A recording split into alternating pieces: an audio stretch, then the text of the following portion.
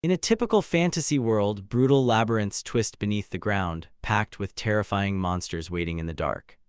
Even so, a friendship stretching all the way back to early childhood between a boy and a girl feels almost like a fantasy.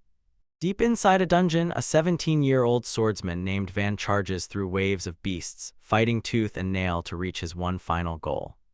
He smashes through the monsters like they're nothing, and with every brutal hit, minotaurs and winged beasts get launched into the air.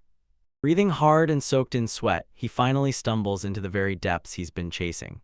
A terrified minotaur stammers and lets him go, too scared to block the determined human as he charges straight past. Past this point, the dungeon goes dark and deadly. This is where the master waits, ready to meet you in the deepest shadows. A hulking dungeon king, an enormous dragon, sinks into the darkness, just waiting for the challenger to step forward. Inside the Dragon King's chamber, the beast steps forward and welcomes the human who's fought his way this far.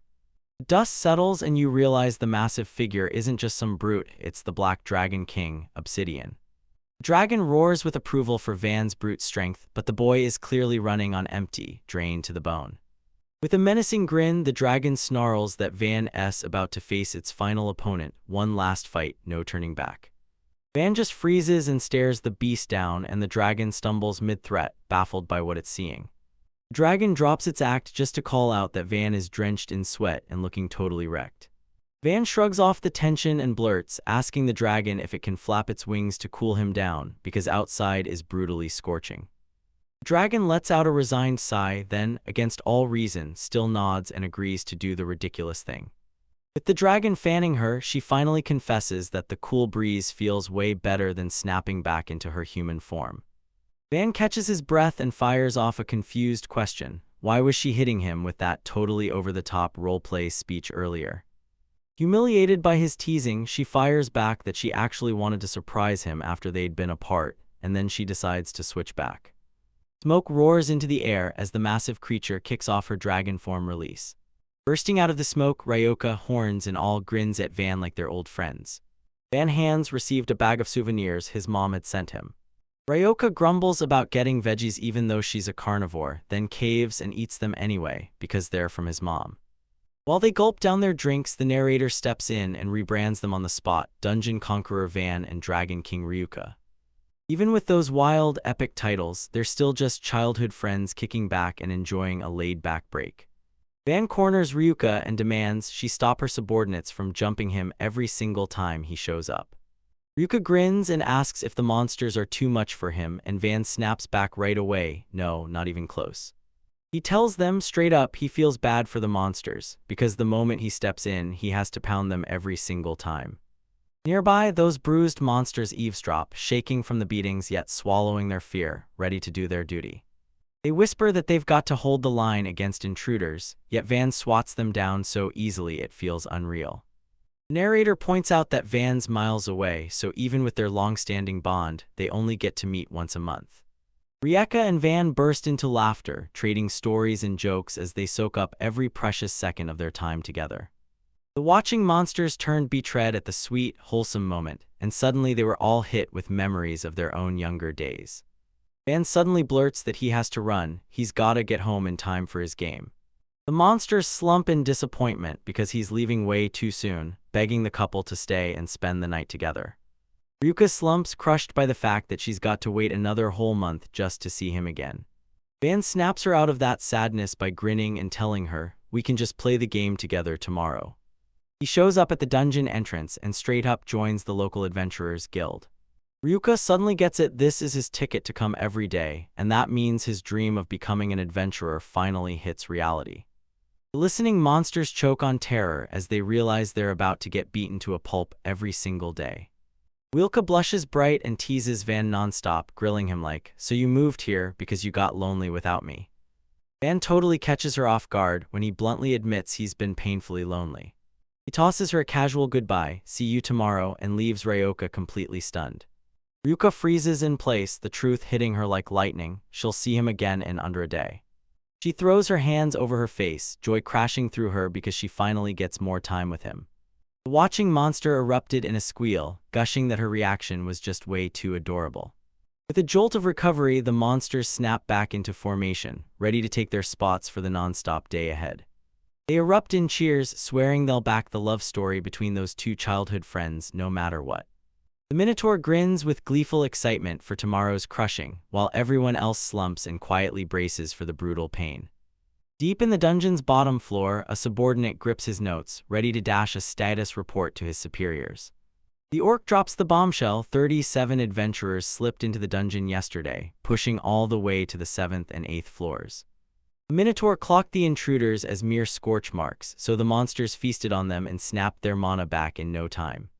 The monsters huddled up and argued about swapping the traps, because even rookies were slipping through the dungeon way deeper than they ever should.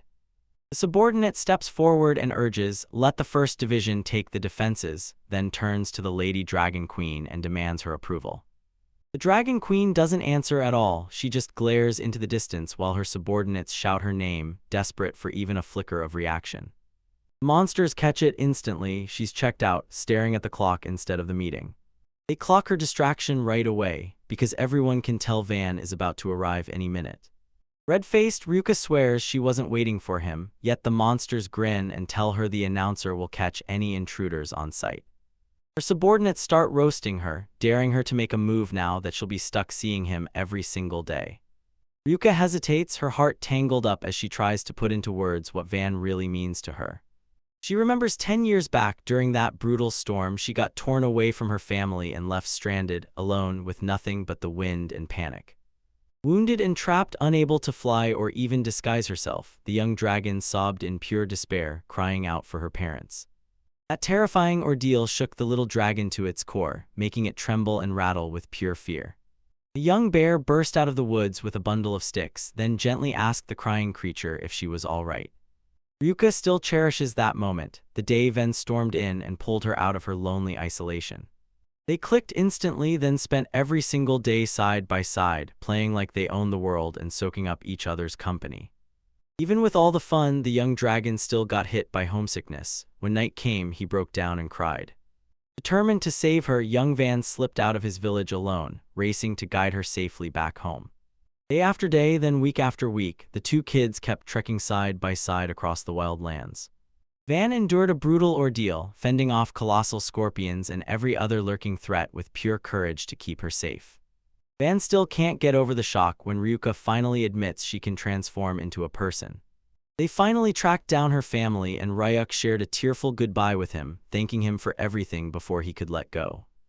Van grinned at her and swore that next time, he'd be the one showing up at her house to play. Tears still on her cheeks, young Ryoko wiped them away and nodded hard, agreeing to his promise with pure, excited energy.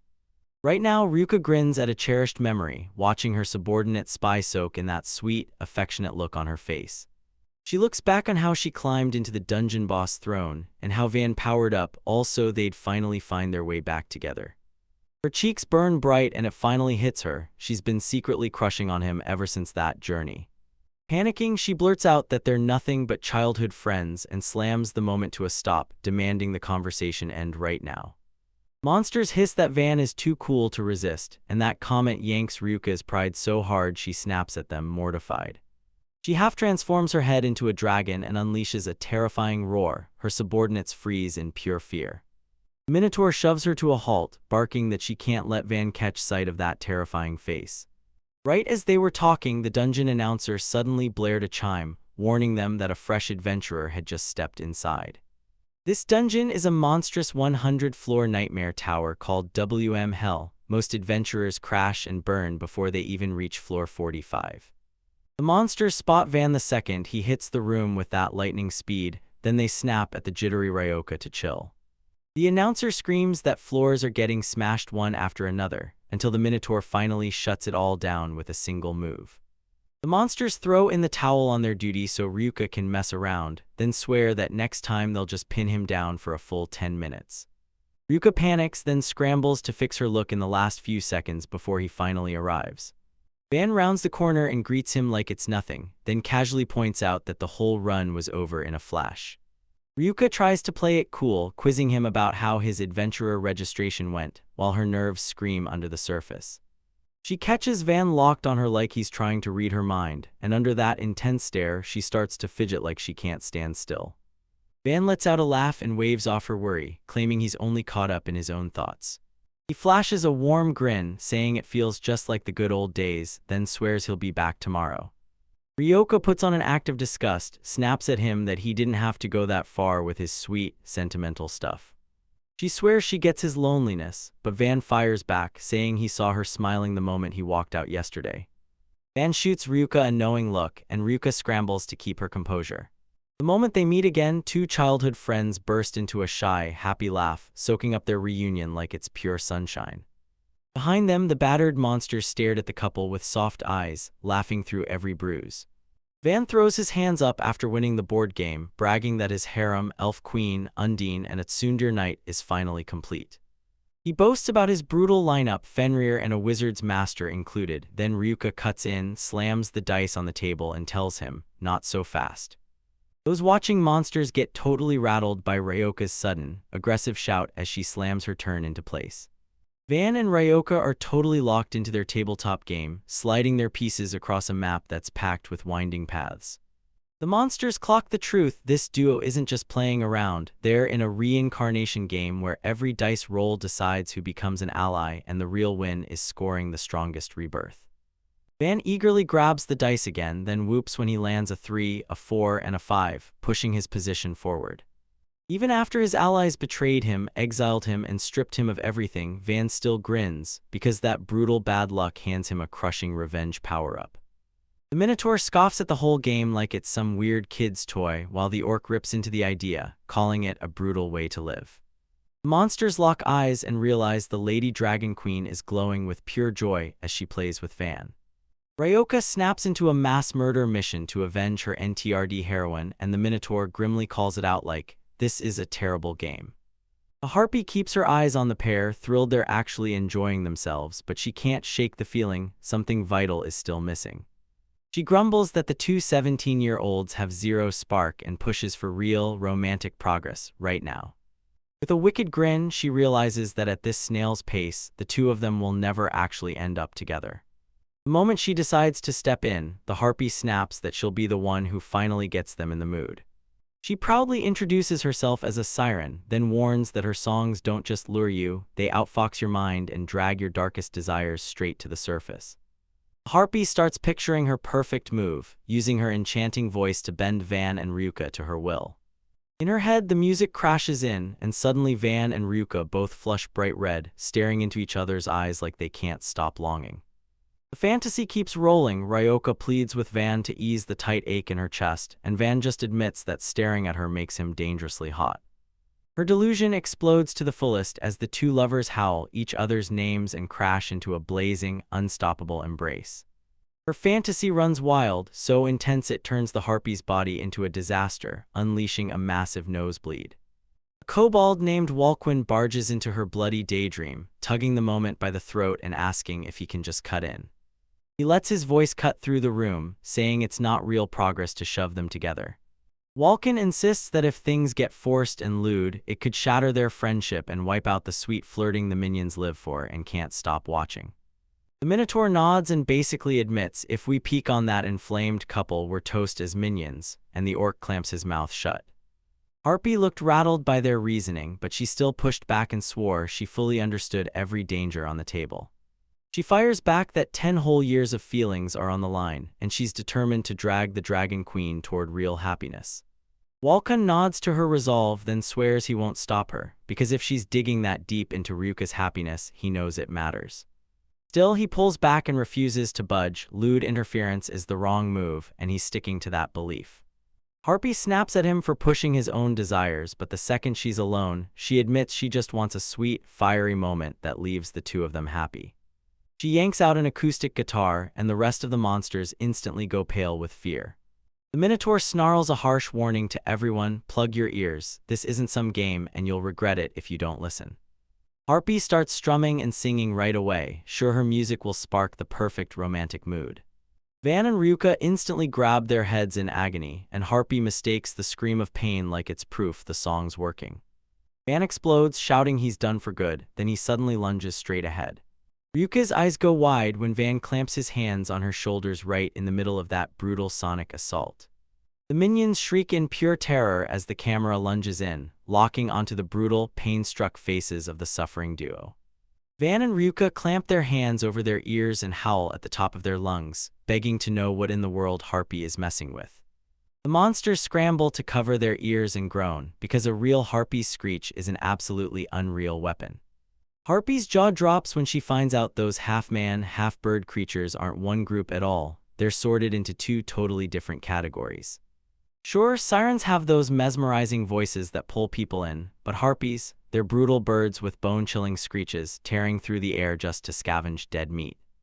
The harpy freezes, staring in stunned silence as the truth hits like a punch. She isn't a mesmerizing siren at all, she's one of those awful bird monsters.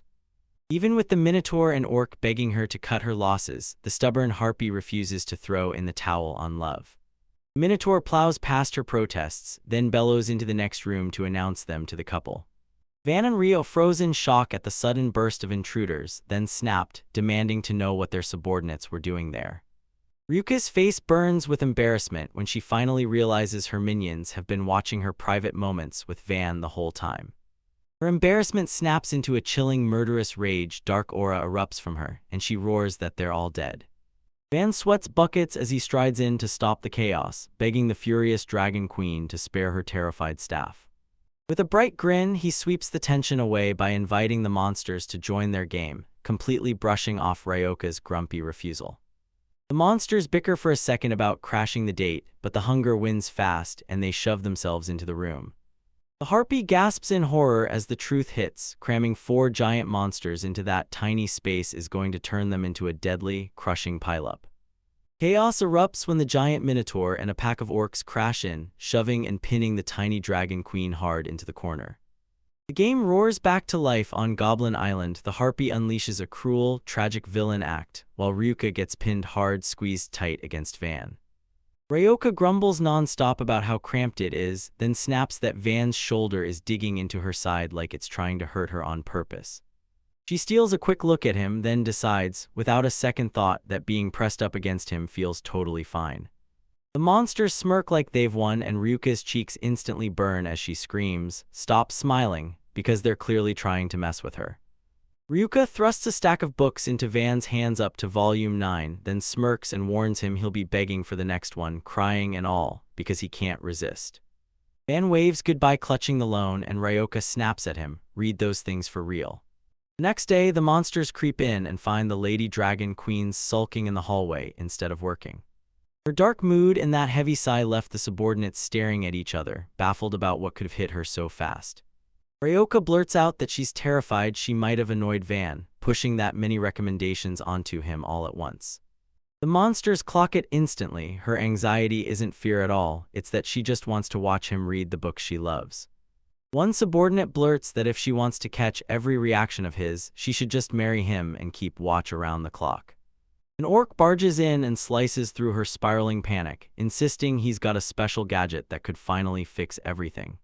He unveils a massive 32-inch organic EL magical witchcraft monitor that blasts out crisp, high-definition display. Orkin leans in and tells you, "I built this out of scavenged dungeon pieces because I'm the trap specialist and I run the whole thing." The device is basically a futuristic crystal ball, tracking and recording Van in real time, right under his nose. Monsters brag that this is their ultimate weapon to keep a constant watch on Vans every single day. Ryuka hesitates, shoots back that she's nothing like them, and slams the idea of peeping on a friend as something she'd never do. That same night, Ryoka can't look away. Glued to his screen, he watches Van read like his life depends on it, trapped in the silence of his room. She stares at every page as Van John reads, then finally flips the last one and hands back the volume she'd lent him. Her heart is hammering in her chest as she holds her breath, desperate for his reaction to the story. Van muttered to himself that the book was surprisingly great, then praised Ryuka's taste like it was spot on. He decides to call it a night, and as he slips away, Ryuka's face burns. She's left swooning over his private praise. Next morning, Ryoka was practically glowing as she cheered Orkin's invention, then announced she'd read the next volume right today. When Van swings by to shoot hoops, the harpy smirks and tells him to use the monitor to spy on him later while he's bathing. Ryuka shuts down that perverted suggestion and instantly slides back into her seat in front of the screen the second Van walks out. She bursts into uncontrollable giggles as she watches Van sing to himself while he strolls along. She even micromanages his meals, snapping that it's wrong when he goes for veggies instead of meat. 3 days crawl by and Ryuka withers into a silent, unblinking statue before the display. Her eyes are bloodshot and dark circles sink deep under them, like the constant surveillance never lets her breathe. The narration spells it out, she's gone full-on stalker now, staring at Van while he eats lunch. The horrified minions finally burst in, screaming at her to stop snooping on him non-stop for 72 straight hours. Ryoka blurts out a terrifyingly fast, suspicious excuse about hunting for secret girlfriends and dodging complaints, and it screams her paranoid obsession.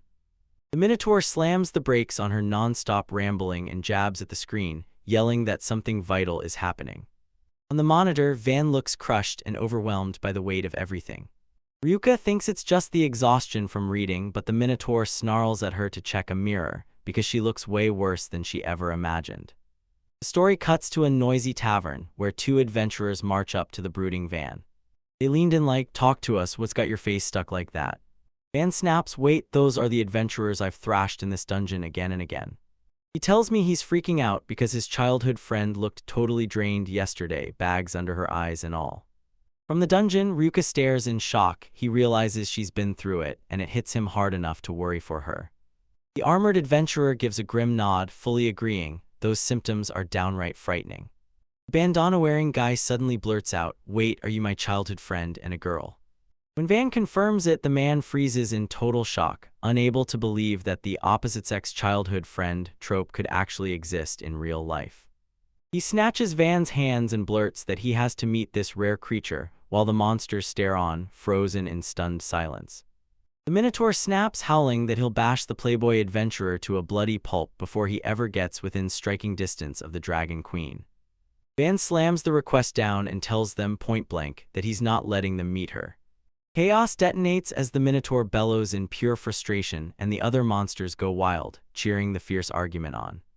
The armored adventurer steps in and orders the Minotaur to quit, but the raging beast pleads for one single, quick glimpse before it surrenders. Night sweeps in and leaves Van feeling like a total flop with women, and he blurts out an awkward apology right after. Van snaps that he can't drag his seniors down to the bottom floor. The monsters are way too deadly, so he decides to take them on alone. Ryuka's cheeks blaze with emotion as the Minotaur praises Van for shielding her real identity from those vile, evil adventures.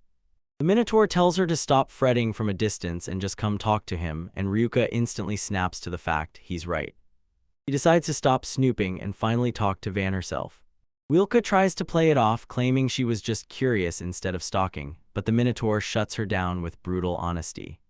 Right on the screen, Van jolts to a stop, eyes locked wide like it just hit him.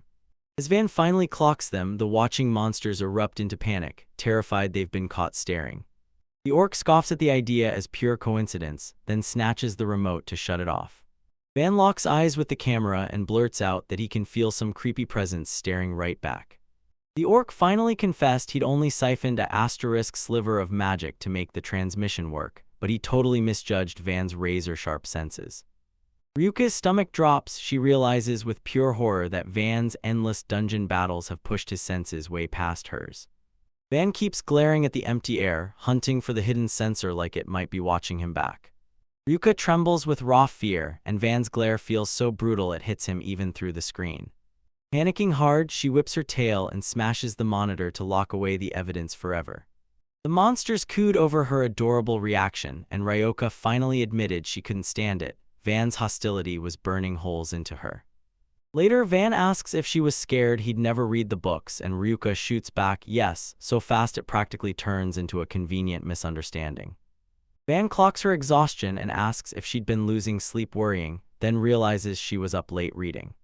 Van stands in front of a massive dungeon entrance, bracing to kick off his daily grind. The brand new adventurer, secretly the Dragon Queen's childhood friend, takes a deep breath and starts his descent down to the bottom floor. He brushes off the deadly labyrinth like it's his usual commute, like this is just another normal day to clear it. With a sudden burst of speed, he slams forward with raw brute force, rockets down the stairs, and barrels past every obstacle. Terrified, the monsters arm themselves and yell to charge the intruder head-on, fear screaming in their guts. Van storms through their ranks at full speed, tearing apart their formation until everyone's spinning out of his wake. He spots a puzzled door, shrugs off the riddle, and smashes straight through the wall to push forward. With attacks sliding off him like nothing, he plots his date with Ryuka in his head, should it be fishing or cards. He bursts onto the 27th floor and whoa, this place is pitch dark, like a giant underground cavern waiting to swallow him. A curvy woman lurks in the dark, smirking as she senses the adventurer closing in. The hidden monster lets out a wicked giggle and vows that Van is already hers. She shrieks at the top of her lungs, catching his attention and drawing him straight into her trap. Then he stumbles on a sobbing woman who swears her own party stripped her down and left her to die. Van doesn't comfort her, he strides in with practical confidence and hands her healing herbs to treat her injuries. He stammers out an awkward goodbye, then turns on his heel and starts walking, no escort in sight. She panics, shatters her act on the spot, and shrieks, "You can't just leave me alone in this dungeon." Van's torn up inside, he spots Ryuka waiting, but he can't turn his back on someone who needs help. The woman secretly cheers at her win, plotting her next move. She's going to hook him by clinging to him and won't let go. Van suddenly scoops her up with a bright chant, carrying her out himself right there. He rockets forward at full speed, and the woman shrieks as the shockwave jostles her around like she's just baggage. She fights to steady her breathing, terrified she'll get dragged along by his insane speed. Rage-fueled determination floods her chest as she swears she'll crush this adventurer and prove once and for all she deserves to be feared as a succubus. Van declares they're cutting straight to the surface, and the succubus panics so hard she begs him to wait. She pretends she's wiped out, then in a shaky breath insists, "I'm not ready to go home yet." Van locks eyes with her, gives her a cold stare, and bluntly tells her, "It's noon right now." The succubus snarls at his cluelessness, shrieking that he's got no friends because he can't read the room. Van doesn't flinch at the insult, but he instantly clocks that this woman is hiding something, big time. Up in the air, the Minotaur and a crowd of other monsters hover above the chaos, staring in total disbelief as everything unfolds. They clock her as the brand new succubus, completely unaware she's about to get herself in trouble trying to seduce the Dragon Queen's man. The monsters start debating whether to step in, then they shut it down and refuse to tell her the truth about Van's relationship. They figured spilling the secret would put Van's whole reputation as a human adventurer in serious jeopardy. The Harpy turns to the Minotaur and demands his take on how to deal with this fragile, high-stakes mess. The Minotaur shakes with bottled fury, his face twisted into a terrifying snarl. Rage detonates in him as he vows to annihilate the succubus. She dared to step between childhood friends. He rips into women who lead men on, spitting hate like it's their fault, while revealing it's really his own buried resentment talking. The orc rushes in to soothe him, but the Harpy can't help it. She needles him with sarcastic praise for that explosive outburst. The wolf cuts in fast, pointing out that Van already handled all of it on the monitor. On the screen, Van has the succubus in his clutches, holding her upside down in a piledriver setup as the slam is moments away. The monster flinched at the cruel lack of mercy, right as the succubus realized her seduction stunt had crashed and burned spectacularly. Van lets out a sharp "oh" as he stares at the monster he's got pinned down. Van stares at the situation, then suddenly clocks what she really is, a succubus, and everything clicks into place. He jabs at the markings on her stomach and shrugs them off like some trashy crotch tattoo.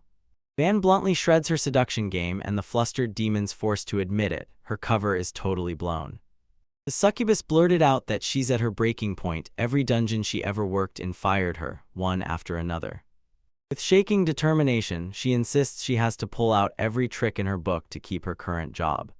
Sobbing uncontrollably, she begs Van to hand over his life essence so she can finally hit her quota. Those watching monsters clocked the scene and guessed the desperate succubus was about 27 years old.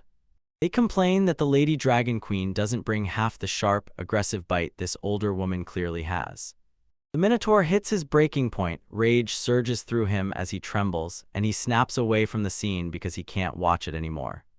He screams that they don't need any more heroines, and then, like he's snapped his last thread, he decides he's had enough. The succubus clocks the Minotaur like it's a fellow board member, and Van just stares, totally lost. The Minotaur storms into the scene screaming, then swings his massive weapon straight at the pair like a wrecking ball. He hurls his weapon into the ground, blasting the rock apart and forging a jaw-dropping wall of protection between them. The Minotaur spins a wild story on the spot, then smugly declares, "Beat me and you've earned your way through." He roars at them to move right now, because the Lady Dragon Queen is already waiting.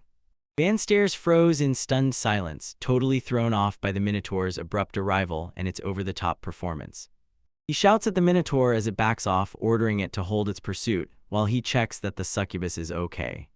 The succubus trembles in terror as she finally realizes she never had a prayer against that crushing power. She can't stop wondering why that mighty guardian let the adventurer slip right through to reach the queen. As she tries to connect the weird encounter in her head, a sudden realization hits her like lightning. She slams the conclusion down hard. Van has to be the Dragon Queen's fated enemy. The monsters spin a story that the queen wants to handle him herself, and the succubus buys it hook, line, and sinker.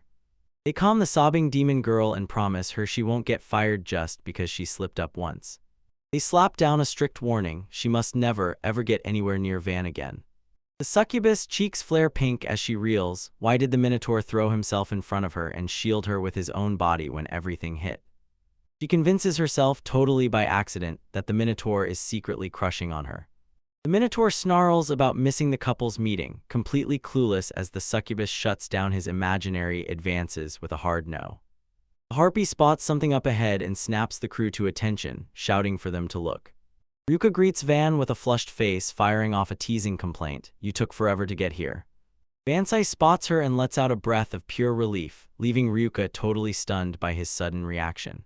The narrator breaks down the guild's money machine, how monster parts like horns and scales get traded for gold through a ruthless little economic ecosystem.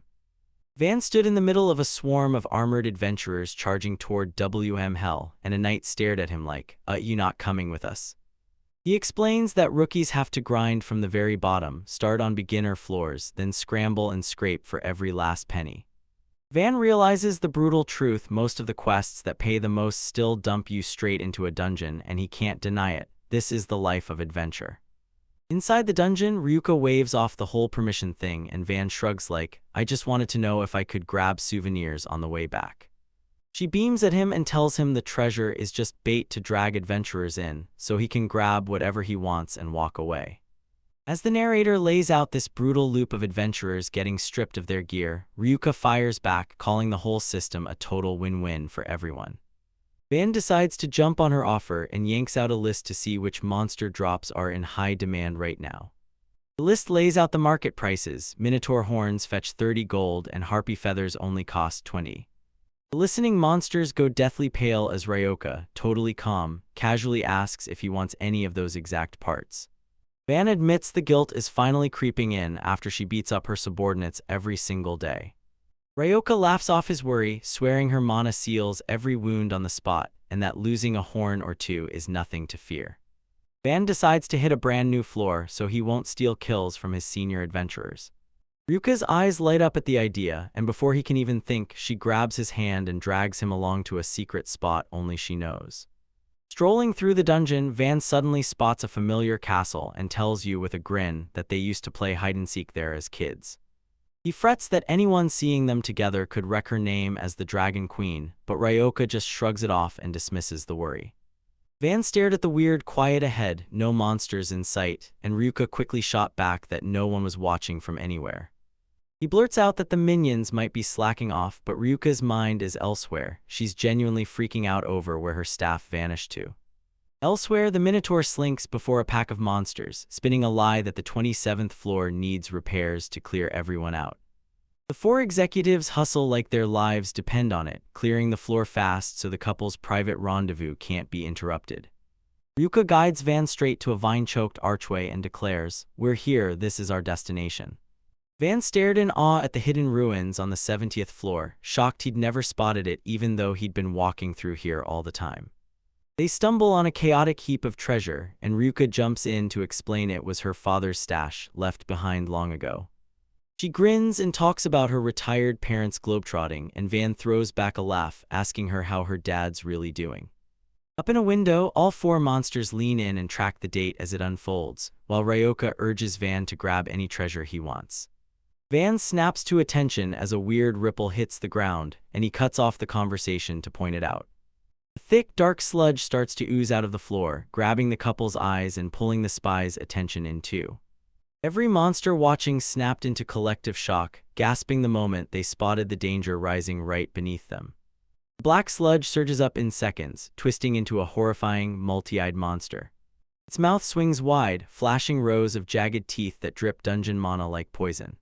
The harpy freaks out because a mana monster just spawned way below where it should have been. The orc growls that those ruthless, random killers are birthed from the dungeon's mana, and that they usually lurk on the middle floors. The wolf snarls that an infestation here could trigger a cave-in, and the Minotaur has to make his choice right now. With grim fire in his eyes, the Minotaur vows that his one and only duty is to guard the Lady Dragon Queen, no exceptions. He fires off a question to his comrades: are they really ready to give their lives to keep her safe? With battle cries tearing through the air, the four executives crouch in hiding, then explode forward to crash the fight. Before they even make a move, Van slams in with one brutal punch, shattering the monster and blasting shockwaves through the air. Van asks if it's really okay to kill that thing because it looks hostile, and Ryoka only vaguely remembers her dad warning that creatures like this were dangerous. With her answer landing perfectly, Van flashes a grin and decides he'll just keep slaughtering them the moment they show up. Shocked executives finally get it. Van's power crushes them all, and they slam the door on the lower floor exterminations, handing the job to him alone. The succubus barges into the hallway, slams into the dungeon executives, and demands to know why they're meeting up down there. She misreads everything, thinking the Minotaur's nervous fumbles are just proof he's still secretly drowning in romantic feelings for her. She flicks away the awkward tension and straight up asks what the board members are really doing here. She catches them all locked in on a tiny window in the wall, staring like it's going to tell them something important. As she tries to peek through the opening, the Minotaur snaps into full panic and slams itself in front of her, ruthlessly blocking her view. He blurted out a desperate lie, insisting only the board was allowed to watch the Dragon Queen's secret strategy meeting. The Minotaur clamps her in a crushing embrace, pinning her hard so she can't catch sight of the couple below. As he holds her close, doubt claws at his integrity, but he digs in his heels, ready to guard the Queen's privacy no matter what. At the window, Van studies a monster drop price list, and when he spots how valuable Minotaur horns are, his eyebrows shoot up. From the darkness, the Minotaur shrieks, pleading with the adventurer to finally stop the non-stop grind. The succubus watches their intense reactions and grins, like they're totally loving this espionage. She bursts into a giggle and straight up admits she's loving every second of the spectacle too. Spying a treasure ship far off on the horizon, she leans in hard, straining for every detail. She wobbles, then snaps into a slip and tumbles straight through the opening with a sharp, startled cry. In the dead hush, she drops from that high window and freefalls straight for the ground. She slams into the dirt beside Van and Ryuka with a brutal thud. Scared she'll get caught, she scrambles to apologize fast, shoving her face out of sight the whole time. She freezes in terror, praying her thunderous heartbeat won't betray her. Shaking on the ground, she can't stop wondering if Van even noticed her sudden arrival, or if he saw the fear in her eyes. Van casually says he totally noticed that strange object she tripped over. He blurts out that the obstacle isn't a monster at all, it's Ryoka's father, turned into stone. Van stared at the hidden ruins and finally clocked it. He'd somehow never noticed this corner of the 70th floor before. Ryuka shrugs off the chaotic pile of gold and trinkets like it's nothing, just her dad's dusty old treasure hoard. She grins and tells you her retired parents are out there touring the world right now, living their best lives. Up in the clouds, the board members finally exhale, and they greenlight Van to grab any treasure he wants. Van steps out of the local shop and casually calls the owner goodbye, then turns and heads right back out onto the street. A cheerful townsfolk calls Van out by name, and the young adventurer shoots back a respectful nod, returning the greeting like a pro. Van drifts through the market, eyeing a juicy meat pie for Ryuka, then suddenly stops cold to scan the scene around him. Out of nowhere, a girl plows into him with a shocked yelp, nearly sending him flying in the chaotic street. Van shoots out an apology for not watching his step, and the flustered girl blurts that she got totally swept up, because yep, it's her first time in town. A voice barks for her to hurry, and she snaps back, "I'm coming," the second it's said. She flashes a polite smile, then dashes toward her companion, desperate not to get left in the dust. Before she left, she leaned in and told them she's an adventurer too, then suggested that if their paths ever cross in the dungeon, they'd better team up. Van bolts after her, heading straight for the hulking armored man. He demands if Van was bothering her, and she blurts that she only carelessly bumped into him. Van spots the monster-sized sword strapped to the man's back and instantly knows this stranger is on a whole other level of terrifyingly strong. Meanwhile, Ryuka slumps on her throne with arms crossed, glaring hard with a pout that screams, "I'm not impressed." She mutters through her teeth that she and Van aren't just playing at not being a couple and pretending their feelings mean nothing. Her cheeks burn red as she blurts out, half baffled, wondering why he didn't react at all to how close they'd gotten. Harpy's stuck in detention, slaving over office work, when Ryuka leans in and demands her take on the whole situation. Harpy snaps that talking to Ryuka is a total waste, then, almost reluctantly, admits the pouting Dragon Queen is still kind of cute, her own strange way. Ryuka shoots back that she's talking about what happened the other day when she tripped, toppled over, and landed right on Van. Harpy's eyes sparkle as she relives that almost kiss in all its glory, and Ryuka blurts out an awkward little "yeah, that happened." Embarrassed, Ryuka hurls a threat that he'll punish the four idiots later, and Harpy scrambles to act like she doesn't know a thing. A sudden chill rips through Harpy's nerves, and she realizes with a jolt that the other board members on patrol are lurking nearby. Ryuka snaps at Harpy for getting it wrong, but the bird monster instantly clocks the real reason. Ryuka's rattled because Van didn't even flinch at the whole lewd mess. Ryuka blurts out that she never meant for him to feel anything, then she fumbles into silence, frustration swallowing her words. She erupts in pure embarrassment, shrieking that any normal guy would have been self-conscious the moment they were in that spot. Harpy mutters that Van is a total blockhead and it hits them hard. Turns out their childhood friendship isn't a love story at all, it's standing in the way. The bird monster leans in and teases that the Dragon Queen might have to flash a little skin to get his heart pounding. Harpy starts plotting to crank the stakes way higher, itching to see Van's reaction while going for that sweet 2-for-1. Ryoka snaps at her to stop, then presses Harpy hard. Does she really think she has the nerve to pull off something that bold? She turns betrayed and screams that it'll make everyone think she's got feelings for Van. The Harpy just stares at her with this dead-eyed look, then bluntly asks why she's wearing that shocked face, like she doesn't already know the feelings are screaming out loud. The bird monster treats Ryuka's irrational denial like comedy gold, and meanwhile Ryuka cringes hard, regretting every second of asking that pervy bird for advice. Harpy clocks that the Dragon Queen is still seething, and she decides she can't just stand there, she has to step in and make a move. With a chilling, terrifying glare, Harpy snaps the start of a chance encounter event into place, using it to bulldoze the story forward. She manic firelists rom-com tropes, body swaps, aphrodisiac potions, anything to bully romance into happening. Harpy leans in with all her gossip-fueled swagger and swears the space between them can only be closed by sheer force, like ripping fate open with your hands. She's cooking up a juicy stunt to slam that gap shut before the board meeting later. Harpy cackles with twisted delight, daydreaming up filthy schemes she can unleash at will. Right behind her, Van suddenly materializes with a terrifying aura, then he snarls, "What are you doing?" Harpy assumes he's just another piece of her delusion and demands to know why he's stripping Ryuka and her sick fantasy.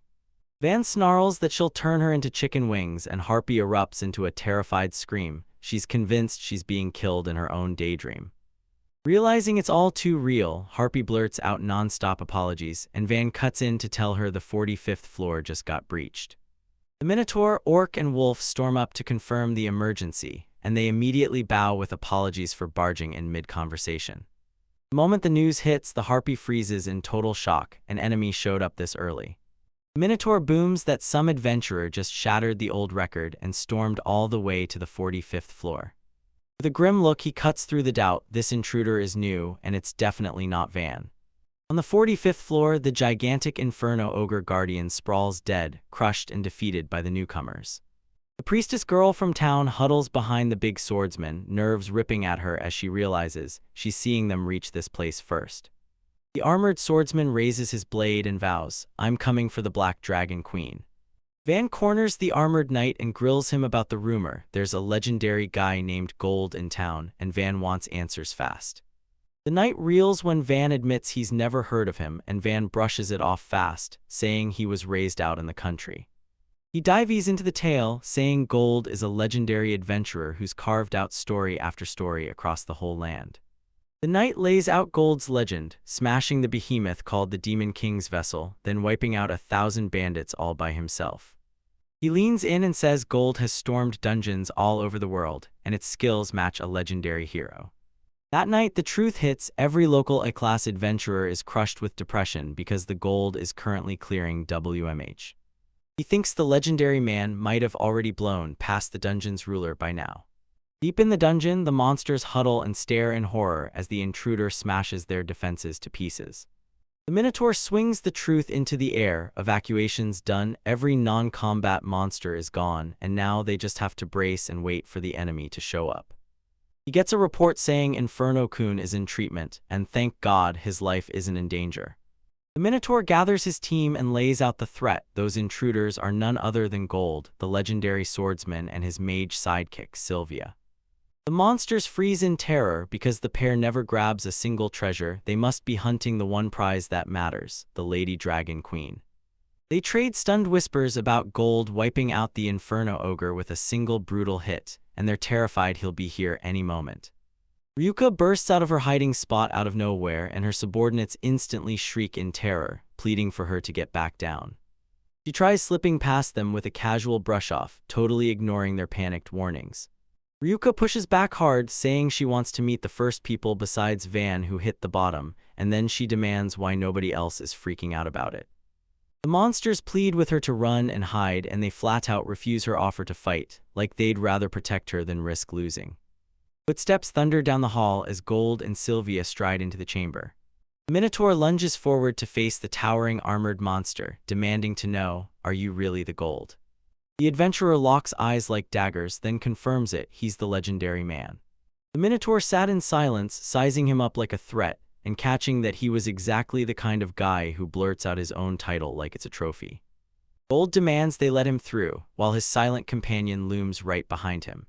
He vows to kill the Black Dragon Queen, but the monsters slam into his way and block his chance, straight up refusing to let him pass. Walken the wolf steps up with a hard stare, volunteering to take the very first turn. Harpy blurts out how he manages these fights, and the wolf just smirks, dismissing the legends as way overhyped. Wolkun drops into a fighting stance and needles the intruder, goading them to come at him.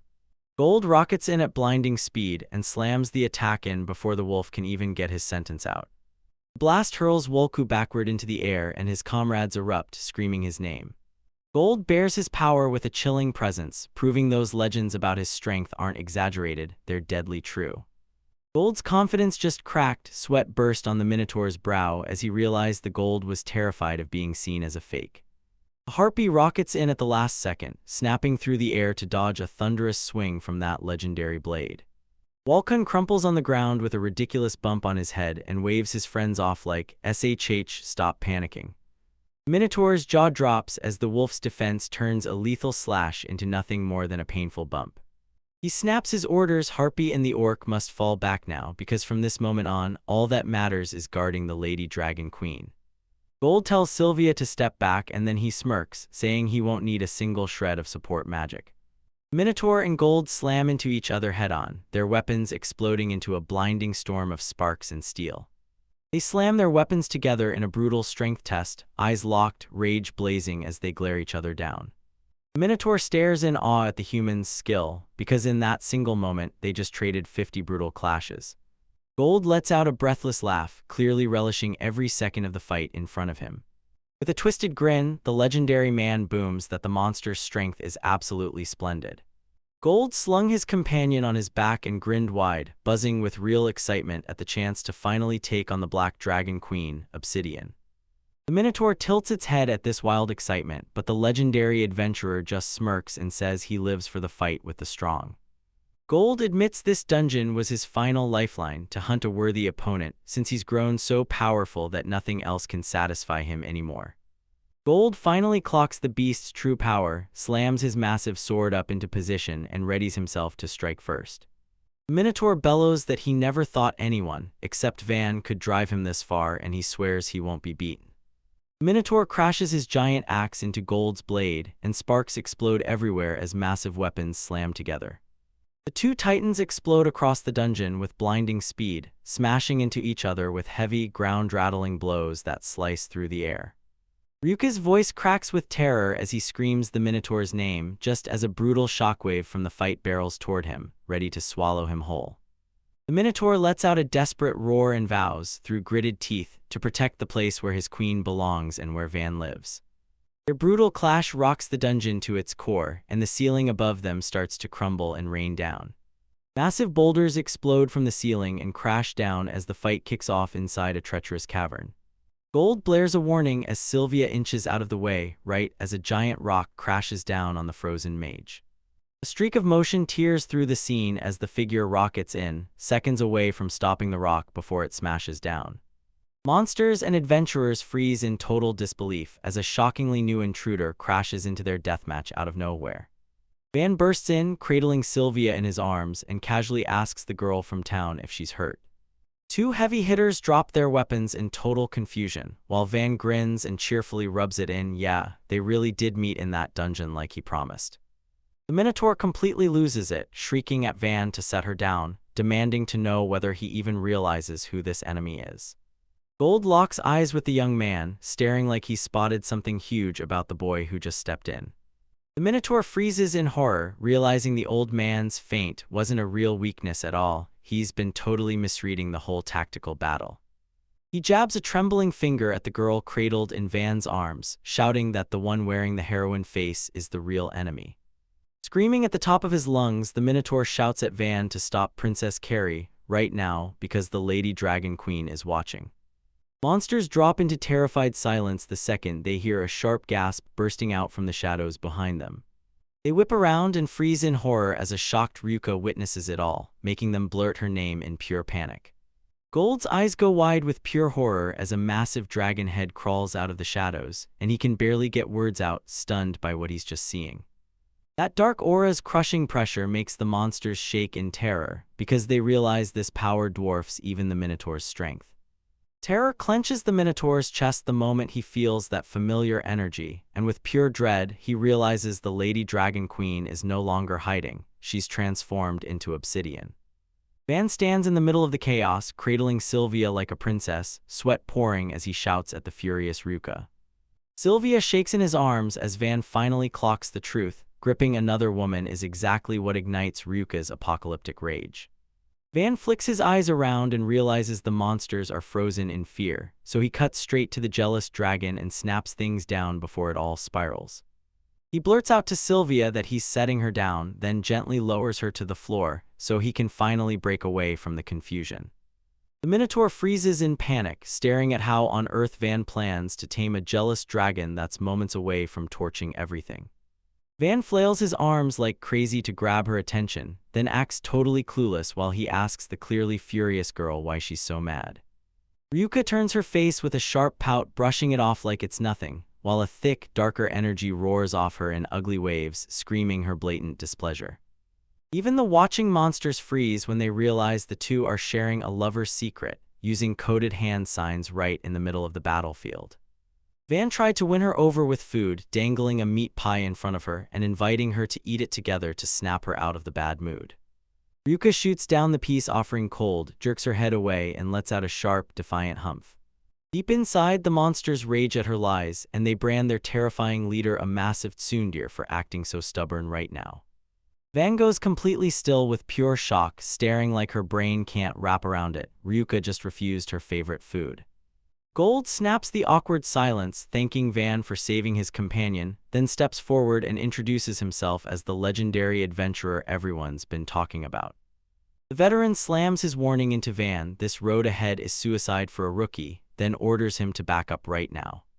Gold barrels forward to shield them, barking at Van to keep Sylvia safe, while Gold readies himself to take on the brutal fight ahead.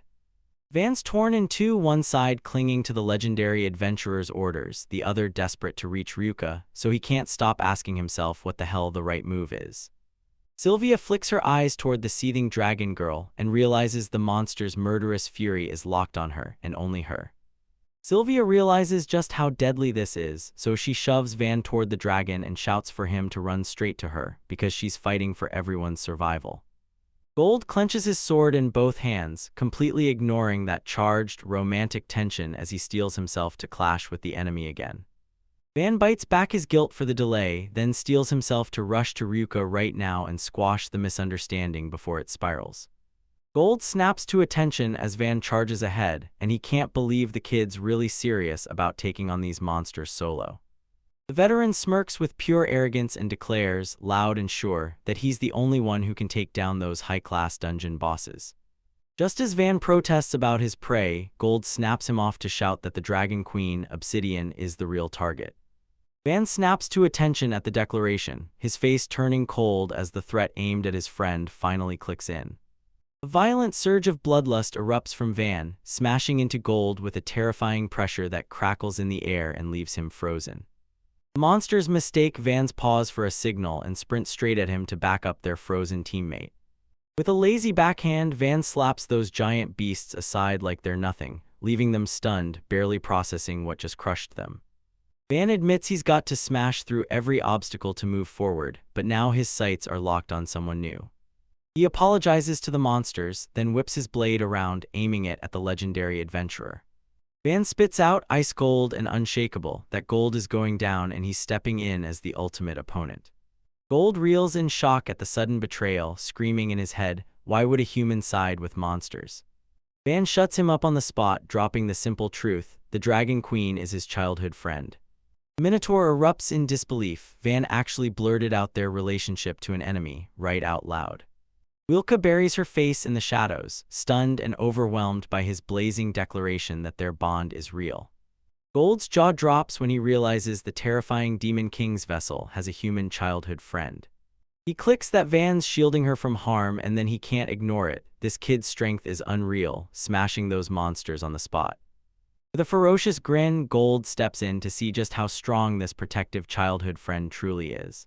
Gold roars like thunder and hurls his massive blade forward, smashing the air with a devastating wave meant to wipe his target off the map. The dungeon erupts as a colossal beam of energy blasts straight through the floor, smashing everything in its path with brutal force. The narrator makes it crystal clear: this mountain-crushing blast is way stronger than the one they threw at the Minotaur. A deafening roar crashes through the air as wild magical energy surges straight toward the unmoving adventurer. The Orc and Minotaur shriek in total disbelief as Van casually crushes the legendary attack without even lifting a single arm. Gold clenches his teeth and drops into an instant, brutal downward chop with his physical sword. Van dodges the strike with effortless grace, so fast that it leaves a trail of afterimages in his wake. Sparks burst as Van lunges in and smashes the massive blade aside, freezing the legendary adventurer's momentum in the blink of an eye. Steel clashing against steel rings through the chamber as the two fighters lock weapons in a deadly standoff. The Minotaur totally snaps when he realizes Van just stopped a sword that could pulverize boulders, using nothing but his bare fingers. Van shifts his weight hard, then strikes back with a sudden counterattack that leaves the veteran completely off guard. With a dull thud, Van rams his fist into Gold's gut, and the armored monster folds instantly. The Minotaur roars at Van, demanding he swing his sword instead of raging in with bare fists like some street brawler. Van sloppily waves his sword after the fact, and the monsters immediately scream at him for trying to fake an attack. Gold slams to the floor, completely frozen, crushed by the sheer force, unable to twitch a single finger. Sylvia trembles in stunned awe and blurts out to the paralyzed veteran, "How is this kid insanely strong?" The Minotaur lets out a chilling chuckle from the sidelines, like he's 1 second away from exposing the truth behind Van's power. He lays it out: Van has wiped out all 100 floors every single month for 10 straight years, all for one reason: to finally see the Dragon Queen. 4 dungeon executives grin like proud parents and boast that they practically raised the boy with their own hands. Van's cheeks burn with a blush as he snaps his gaze away, muttering that nobody gives a damn about that sweet, old history. Gold shudders at the pure madness of it all. This power didn't come easy, and the boy must have crawled out of hell to earn it. He marches right up to Van and demands to know why he's pushing himself so brutally hard to pull off that kind of monster strength at such a young age. Van shoots a look back with crystal clear eyes and says the reason is right there, so obvious it's impossible to miss. He grins warmly and blurts that he trained hard just to get strong, so he could finally come see Ryuka. The 4 listening monsters go stone silent, totally blown away by the sheer destructive force packed into his wholesome confession. They erupt into a chorus of shrieks and red-hot blushes, totally swept away by the romance in the air. Ryuka's face flushes into a deep crimson, and her eyes blow wide as that direct strike slams into her heart. Her brain hits a glitch, and in a blink she slams back to a calm, neutral face just to steady herself and process the shock. Van clocks the gap in his defense, then rockets forward like a bullet to carry out the very plan she started. In the blink of an eye, he shoves the rejected meat pie straight into the flustered dragon's mouth, leaving no time to react. The watching monster's gasp turns into a ruthless shush as he jams a pastry into her mouth, pure force, zero finesse. While Van pins the food in place, Ryo chooses to play along, taking the peace offering before the tension fully snaps. That first bite hits like a magic switch, her mood clears instantly, and the anger just dissolves into pure, mouth-watering bliss. Van flashes her a smile, and the dragon, finally happy, snatches the next one up fast, thanking her with a grin. Monsters gush over the fully refreshed Dragon Queen, cooing because she looks utterly adorable. Gold glares from the floor with dead-eyed silence, completely stunned by everything unfolding in front of him. Gold lies stunned on the dungeon floor, unable to process the fact that those ferocious monsters are grinning, while the Dragon Queen casually bites into a pie like it's totally normal. Van starts to panic, maybe he pushed too far on the adventure, while Gold just lies slumped on the ground, defeated. Van refuses to sit back. She tells the whole group to back off and trust her, then calls out for Sylvia to step in and help her partner. The orc stares like a hawk, clocking every second, and realizes the mage hasn't thrown a single buff or healing spell once the whole fight.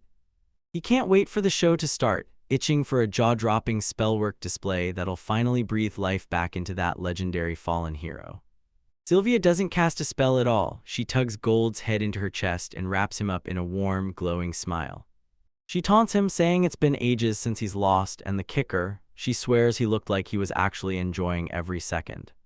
Gold scowls and snaps at her to stop, mortified that the enemy's watching him get treated like a helpless child. Ryuka snaps her hand over Van's eyes and tells him, "Don't look," swearing the real danger isn't him, it's the flirting couple.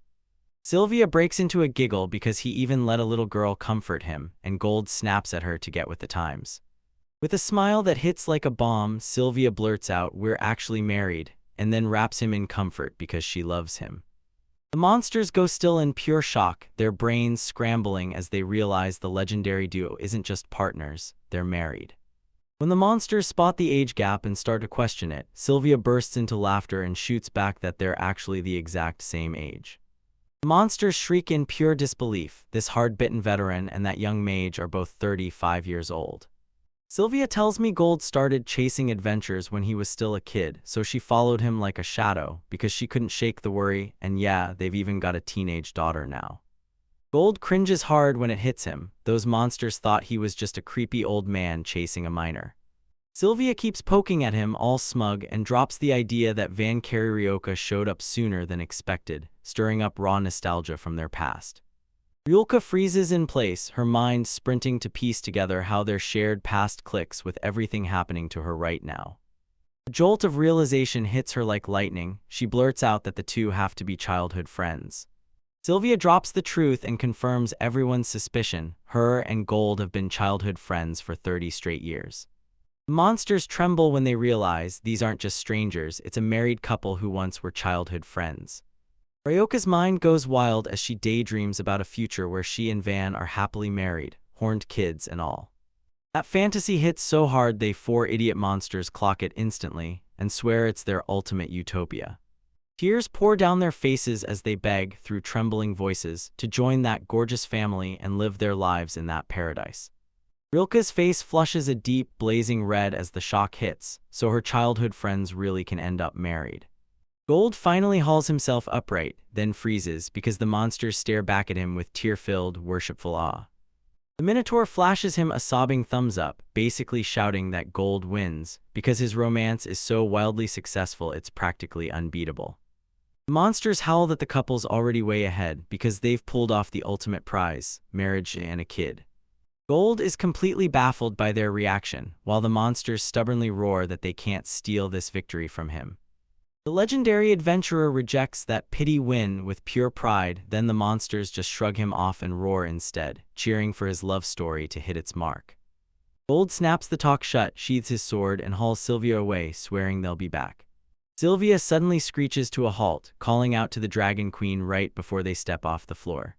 She gives them a playful wink and murmurs that she'll be cheering for both of them, then slips in a sincere apology for the trouble from earlier. Sylvia flat out says their feelings are obvious, and that one sentence makes Ryoka blush hard while Van stands there utterly clueless. She leans in and admits Gold sparks the exact same jealous glare in his face, and Wilka panics, swearing she never wants to see that look again.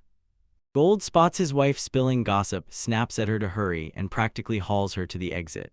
He hurls a final threat: next time he'll crush them, while the monsters beam, waving like it's showtime and begging for bedtime stories.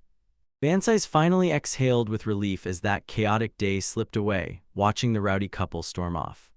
Wilka fidgets, nervously tugging his sleeve, and calls his name with a shy, trembling look. Heart racing, she flushes bright and genuinely thanks him for jumping in earlier and shielding her from harm. Van happily brags about the treasure hunt's profits while those nosy monsters drool over the meat pies he bought with the loot. Van's subordinates can't help but smirk at the irony. He fixed the mess he made, then throw him a celebration when he finally reins in the Dragon Queen and brings her under control. Ryuka lets out a shaky breath. Thank goodness she can finally get along with the legendary couple, but then she winces and admits Gold and Sylvia are still downright dangerous. Watching Van's back, Ryuka couldn't stop wondering, did he even realize why she snapped earlier? With cheeks blazing, she shoots Van a flustered question. Do you think we'll end up like that couple when we grow up? Van fires back, what do you mean? And the flustered dragon girl sputters, panics, and stammers out of sheer shock at her own courage. Van flashes an innocent smile and promises with all his heart that they'll always be able to play together, forever, like childhood friends should. Ryuka locks eyes on that grin of his and realizes, relief hits first, then disappointment that he hasn't changed one bit. Van insists that staying friends is the only obvious move, because he can keep seeing her, totally oblivious to the romantic hints he's stepping right over. Wilka locks eyes with him and says nothing, but you can tell she's taking in every brutal word from the boy she likes.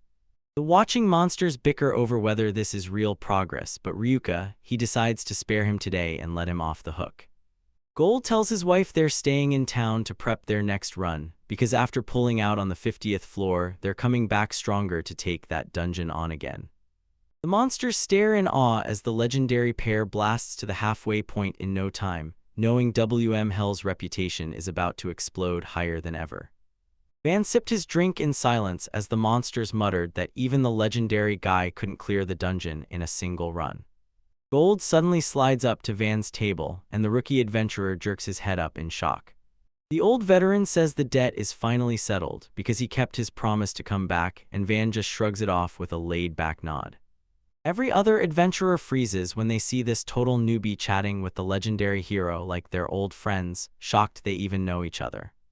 Van tells the couple to order anything they want for the welcome party, and Gold lights up instantly, happily agreeing to the treat. The scary legend shocks the whole room by ordering a giant strawberry parfait with 2 spoons, then lets everyone see his secret sweet tooth. A minotaur stands rock still in that hallway, eyes burning as he decides, if he's going to protect the dungeon, he has to get stronger and fast. Sweat drips down his face as he tries to wipe his thoughts clean, forcing himself to lock in and take the strain seriously. Van sits down to play a card game with Ryoka, then freezes with a look of total confusion when she asks what kind of training he's been doing. Ryoka quickly looks away, cheeks burning, and blurts that she was only curious about his routine. The flashback hits hard. The Minotaur drops to his knees, begging the Lady Dragon Queen to nudge Van for him, while she seethes with annoyance. The Minotaur admits, shaking, that once he realized he couldn't have survived that last disaster without Van, he feels completely powerless. He clenches his fist and swears that if he uses Van's routine as a reference, it'll force him to level up. In the present, Ryuka tries to play it cool, but the Minotaur's eyes burn from the shadows, daring him to get it wrong. Van grins and shows off a sword swing because up on a mountain by his home, he's been smashing out 1 million practice swings just to make it look effortless. Minotaur recoils in horror at how bare-bones the training is, while Van, somehow, praises mountains like they're the whole point. Van lays out a simple diagram, comparing the sacred Byakuya mountain range to his own humble hometown peak. He says the true battle isn't the process at all, it's clearing your mind while it's happening. Van sinks into his meditative pose and Wheelka can't help but demand, what makes this any different from just sitting there? The Minotaur tries to copy the meditation training, forcing himself to slam his thoughts into silence. He remembers the deal the executives swore on: train their own way and come back in 2 years. Perched on a rock, the Minotaur clenches his jaw, trying to lock in his focus, then growls, pure frustration ripping out of him. A succubus trudges right past a bunch of adventurers who grumble about lewd encounters and then sigh, because yet again, it didn't work. She's beating herself up because she still hasn't stolen a single drop of life energy, and terror spikes. She's convinced she'll fail again, just like last time. Crushed by her own failures, she starts to seriously think about quitting everything and hunting for a brand new job. She spots a gigantic figure perched on a rock out of nowhere, and her mind instantly screams, "Is that the Minotaur?" She crouches behind a rock, peeks at him like it's a secret, and can't figure out what in the world he's doing out here. The Minotaur blurts out, unaware that he'll nurture love for eternity, and it catches the eavesdropping succubus completely off guard. He's trying to clear his head, but every time he reaches for peace, his thoughts snap back to the Dragon Queen in Van. Rage flares in his chest from the way he can't focus, and he barks at the couple, "Just get married already." The Minotaur finally spots the succubus standing there, and she's blushing hard after his wild outburst. He says he was meditating, but somehow his mind slipped, and his idle thoughts poured out of his mouth without him even noticing. The succubus totally misreads his words, thinks he's trying to dodge his feelings for her, and snaps at him with a warning: she's a cruel woman. The Minotaur brushes her off like she's nothing but trouble and tries to get back on track, while she's already convinced he's just playing hard to get. Even with that kind of power, the succubus can't help but admire the board members, because they're still hungry for something stronger. Her face hardens as she realizes, with a sting, how badly she measures up against them. She blurts out that every time she tries to seduce adventurers, nerves crash down on her, and she always ends up failing. Tears spill into her eyes as she whispers, "Are you sure I'm allowed to stay, even after failing like this?" Minotaur leans in and reassures her, echoing what he said before: he doesn't care if she slips up. He says even the failed attempts pull in adventurers, so the monsters can watch, learn, and map out exactly how to get them the next time. He proudly credits the Dragon Queen's mercy because thanks to her sweet policy, nobody in that dungeon dies, 0 fatalities. Minotaur whips his head toward the succubus and warns her she might not be the kind of monster she's looking for anymore.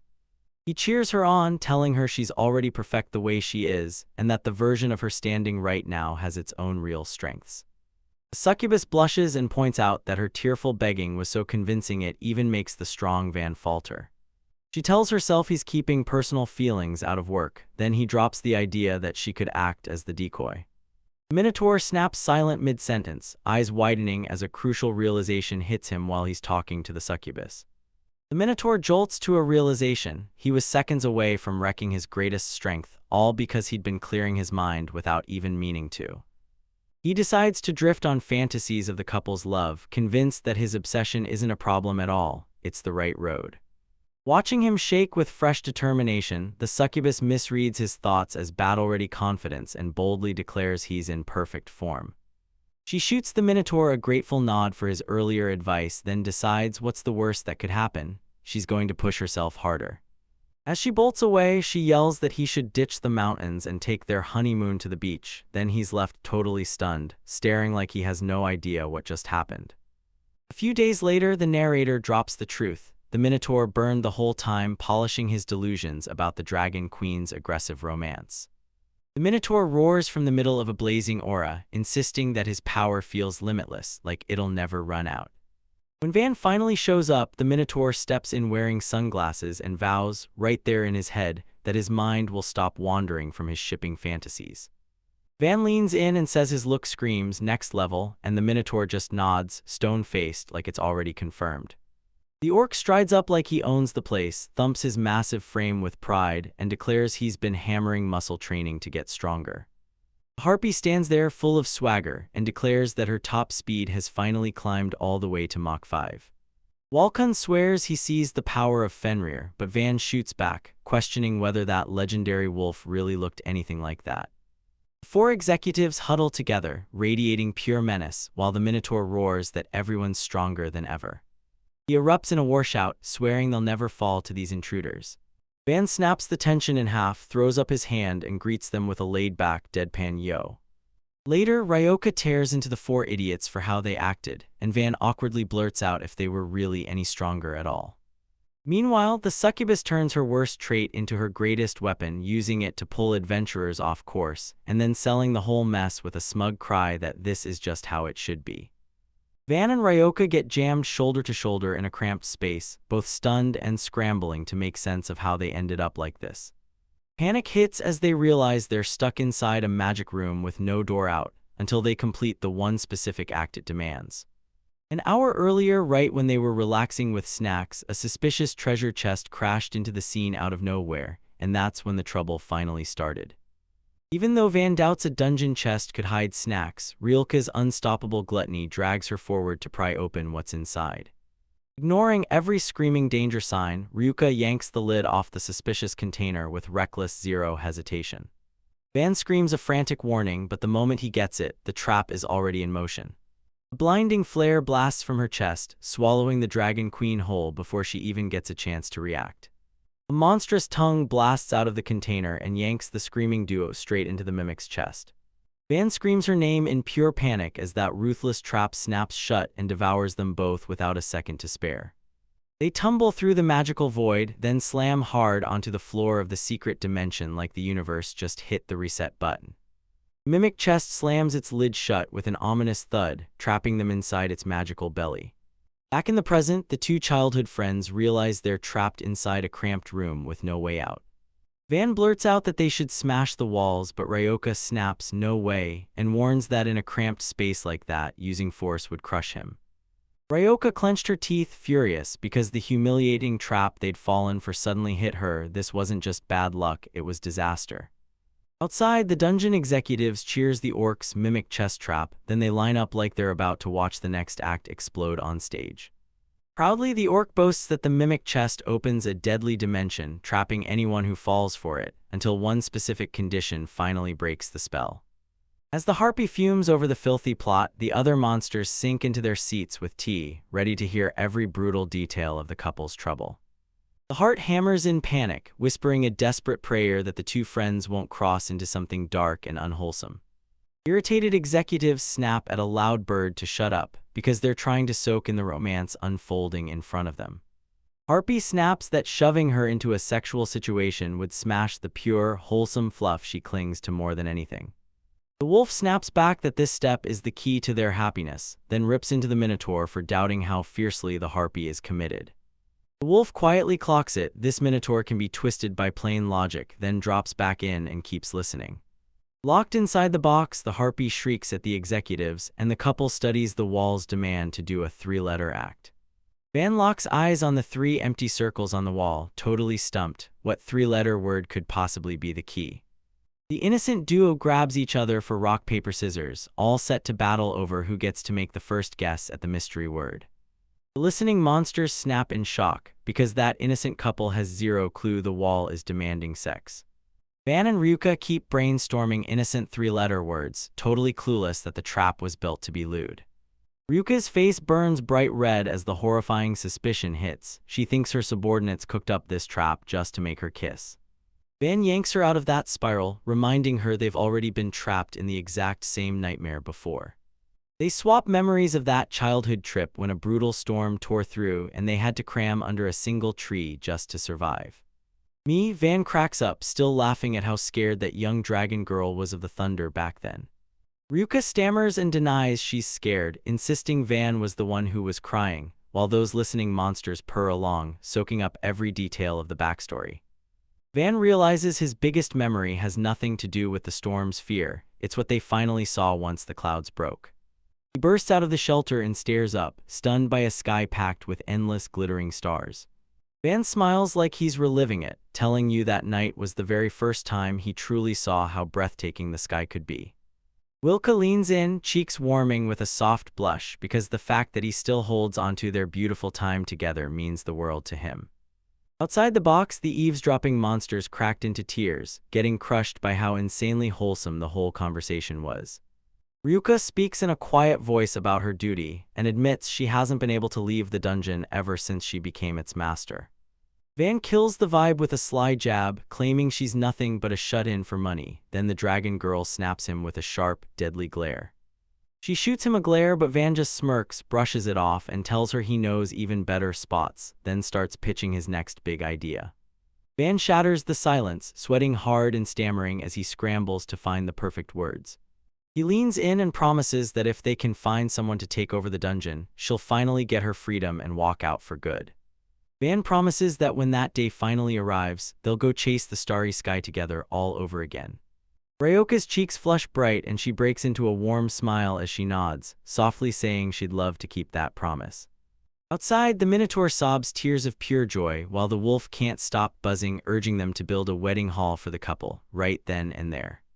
The harpy won't quit, she howls for the world to hear, screaming that there's still a shot at a lewd scene happening.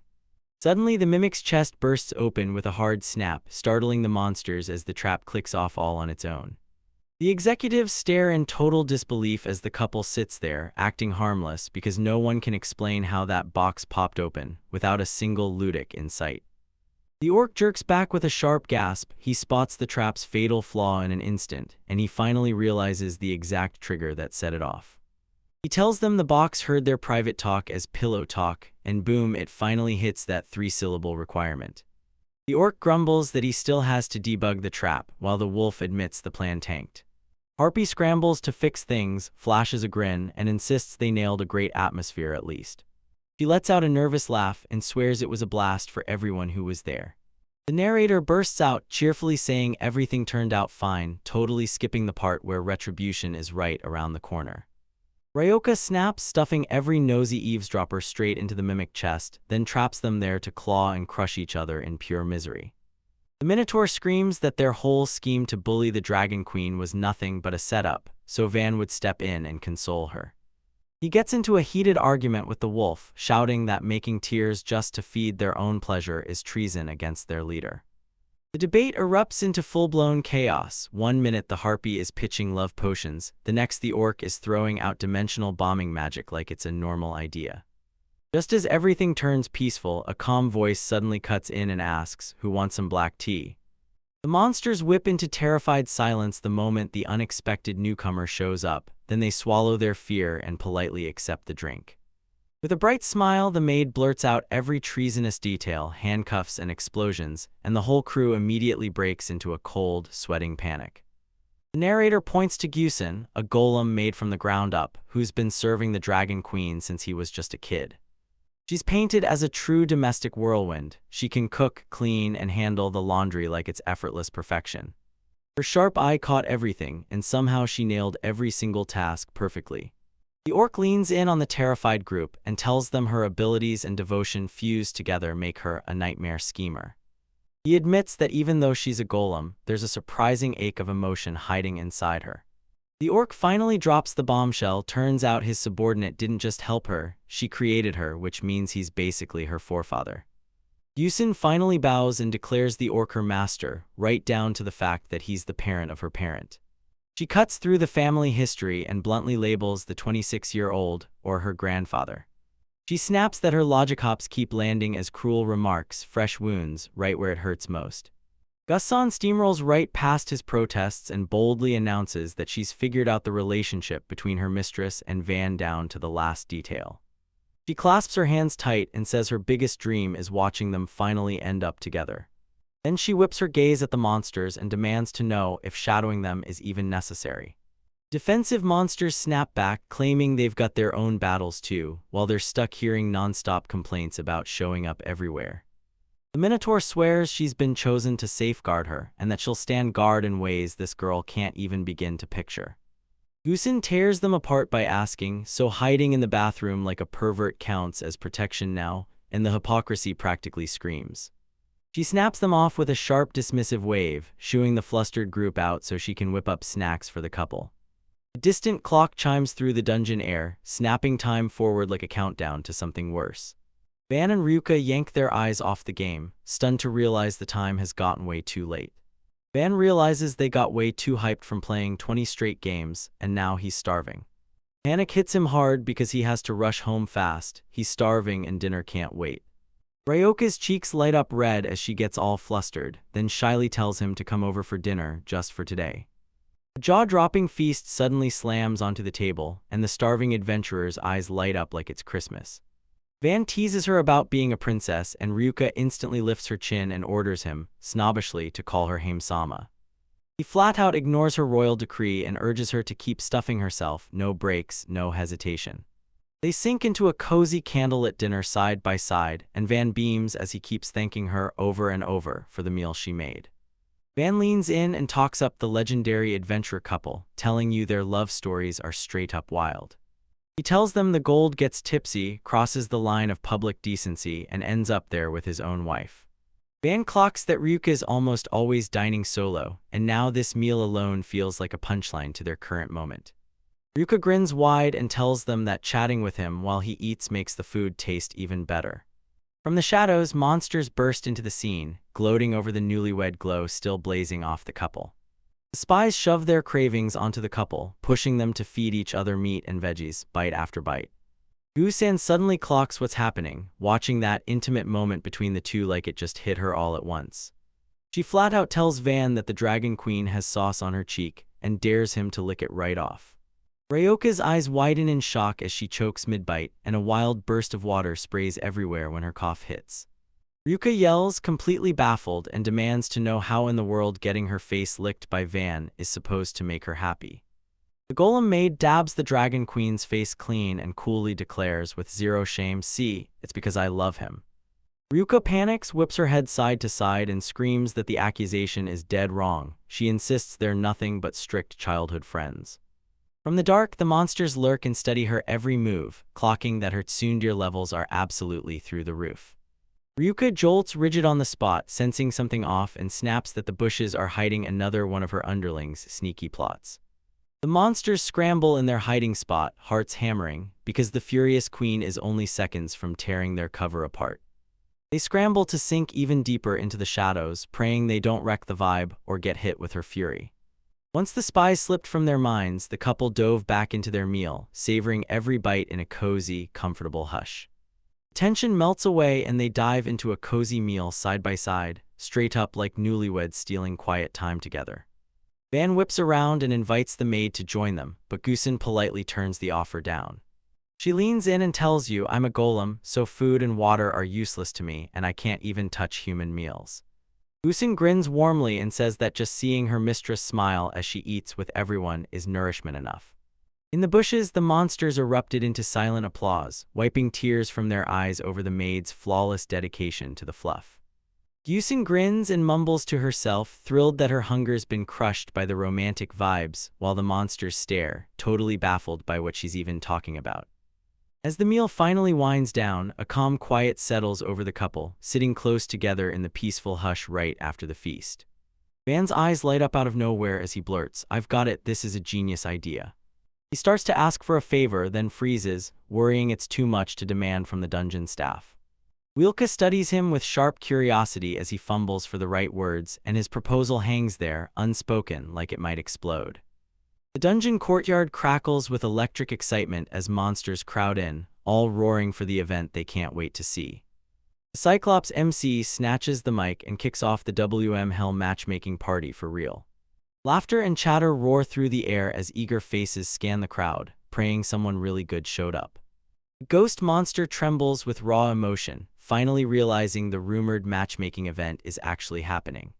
They swap floor numbers and compare notes because in that dungeon's harsh hierarchy, bumping into new people is a nightmare. The truth hits, this commentator is Gusan himself, and he fires back that this lonely singles meetup was set up to pull the isolated monsters out of the shadows.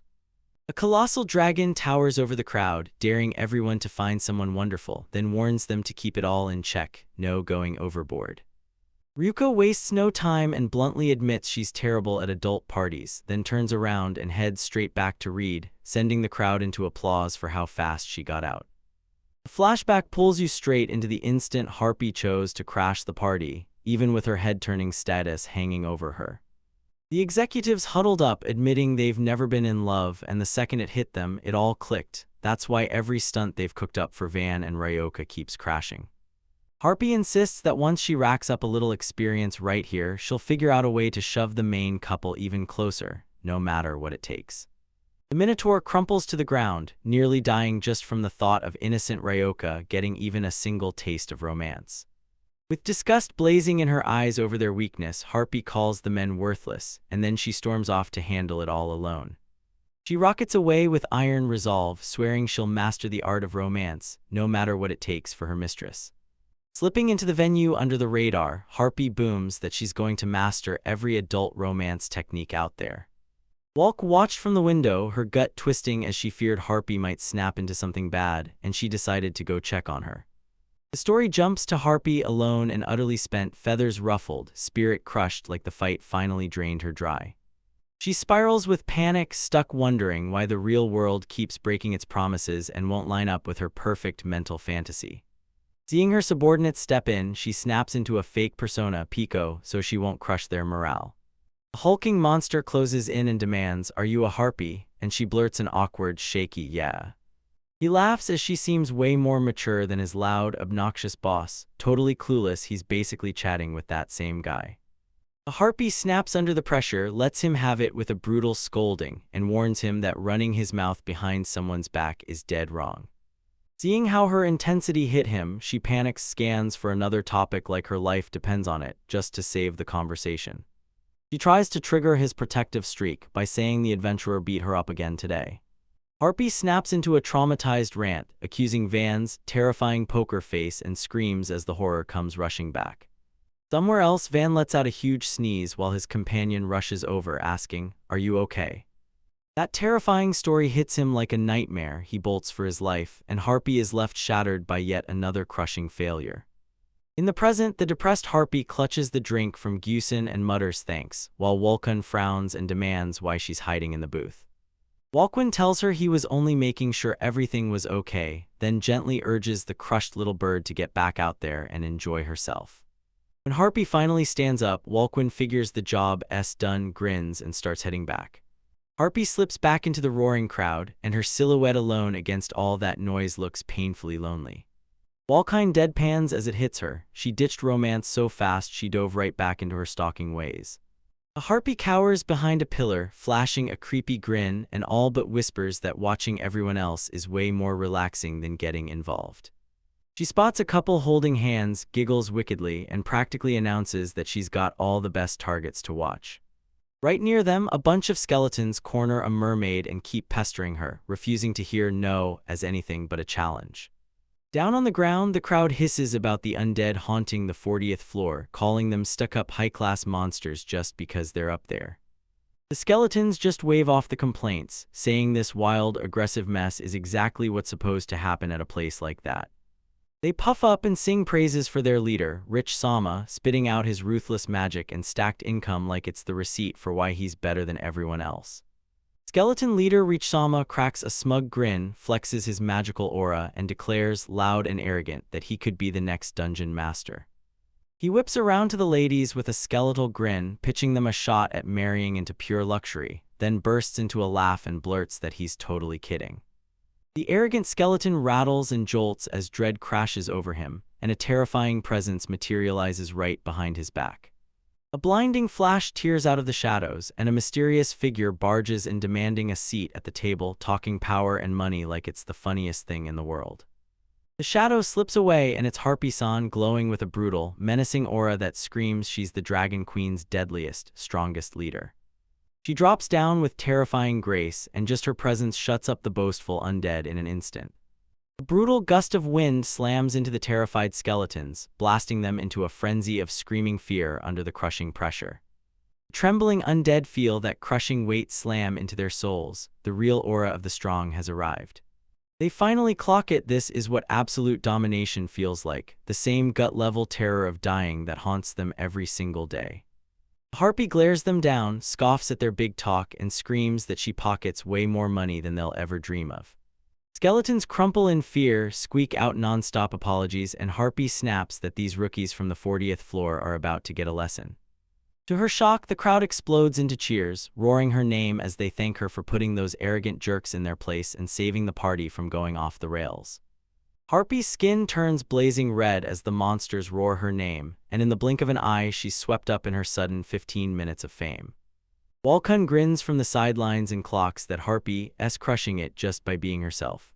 He realizes this no matter if it's love or anything else, the real key is staying honest with yourself.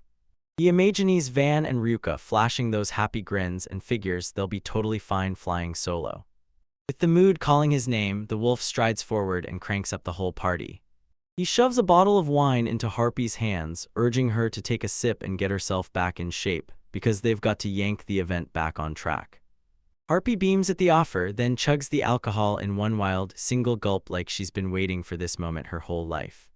The drunk bird snaps into full berserk mode, shrieking her song through the microphone while smashing up the whole hall with wild, reckless flaps. The Minotaur snaps that the disheveled singer has to foot the bill for every last wreck, while the orc just lets out a heavy sigh over her non-stop, destructive chaos. The Harpy stares off into space, giddy that her paycheck is finally huge, like that alone proves she's still a dumb bird. A violent blast tears through the dungeon's halls, and the calm labyrinth suddenly turns upside down with a disturbance. Terrified adventurers jerk back in shock, shaking like leaves as a brand new monster stomps into the newbie area.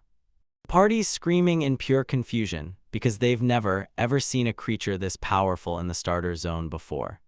A flashback rips it open. Orquen loses his cool over a schedule screw-up, while Ryoko just stares on with a deadpan face. Orquen blurts out a crushing apology, finally realizing he messed up the shift schedule and left the beginner area totally unmanned until tomorrow. Ryoka snaps out a warning. Right now, the only monster on the schedule is the weak goblin Gobson. Orquen forces a smile, insisting Gobson stepped up and took the whole mess on himself like a true pro. But the truth hits hard. Gobson is terrified and he tries to quit fast because he knows he's way out of his depth. Wilka snaps at her underlings, ripping them a new one for blasting that loud meeting right beside her chill zone. Under her piercing stare, the monsters freeze and go silent because they finally realize they're messing with their own queen. The very next day rolls in and Gobson sits all alone in the dungeon hallway, shaking from pure nerves. When footsteps closed in, the goblin just swallowed his fear, accepted his fate, and braced himself to go all out. A shadowy figure slinks around the corner and the goblin's fear spikes as it blurts for the stranger's name. Who are you? The armored guy introduces himself as Pan, the rookie monster orc Kun sent in to help.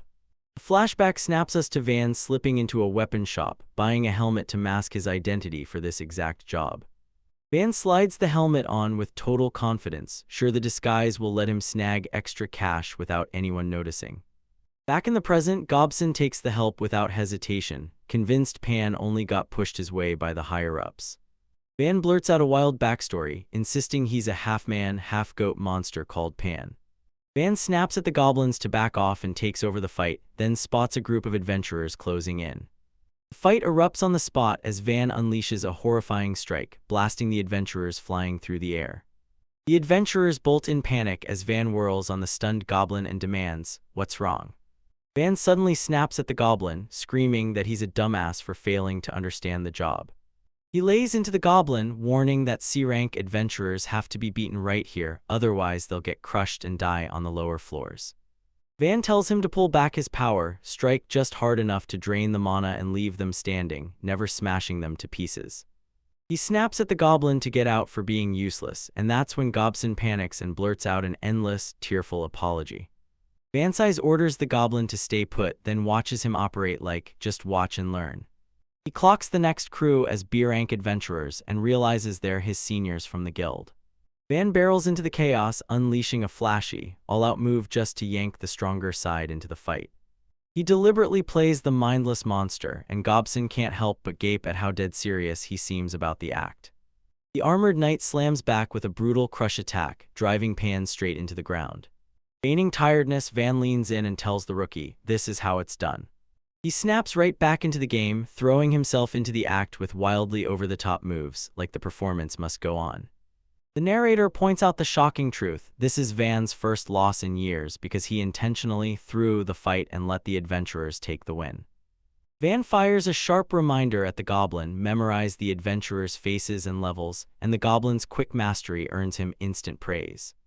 Gobson leans in and snarls for him to stay sharp because those dangerous freaks like the dead-eyed weirdo Van will ruin him fast. He tells them straight up every single person in this dungeon is going to have to face those top-tier monsters sooner or later. Gobson boldly claims that if you match your opponent's level in the fight, everyone walks away with a real, hard-hitting battle.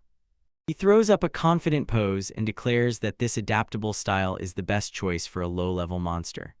Van snaps a dutiful yes to his mentor, swallowing the hard-earned lesson on dungeon ecology like its doctrine. The two monsters storm back into action, snapping traps back into place and patching every busted wall for the next wave of challengers. Van grabs the defeated adventurer by the collar and hurls him out of the dungeon, then he instantly refills the treasure chest to reset the trap. He barks orders to gather medicinal herbs, getting ready for the next wave of adventurers about to crash in any minute. The narrator leans in and tells you Van's finally catching the brutal truth: those crowded lower levels don't care about an adventurer's dreams, they'll beat you down. Gobson fires off details about the incoming B-level and C-level quests, and Van rapidly locks in every instruction.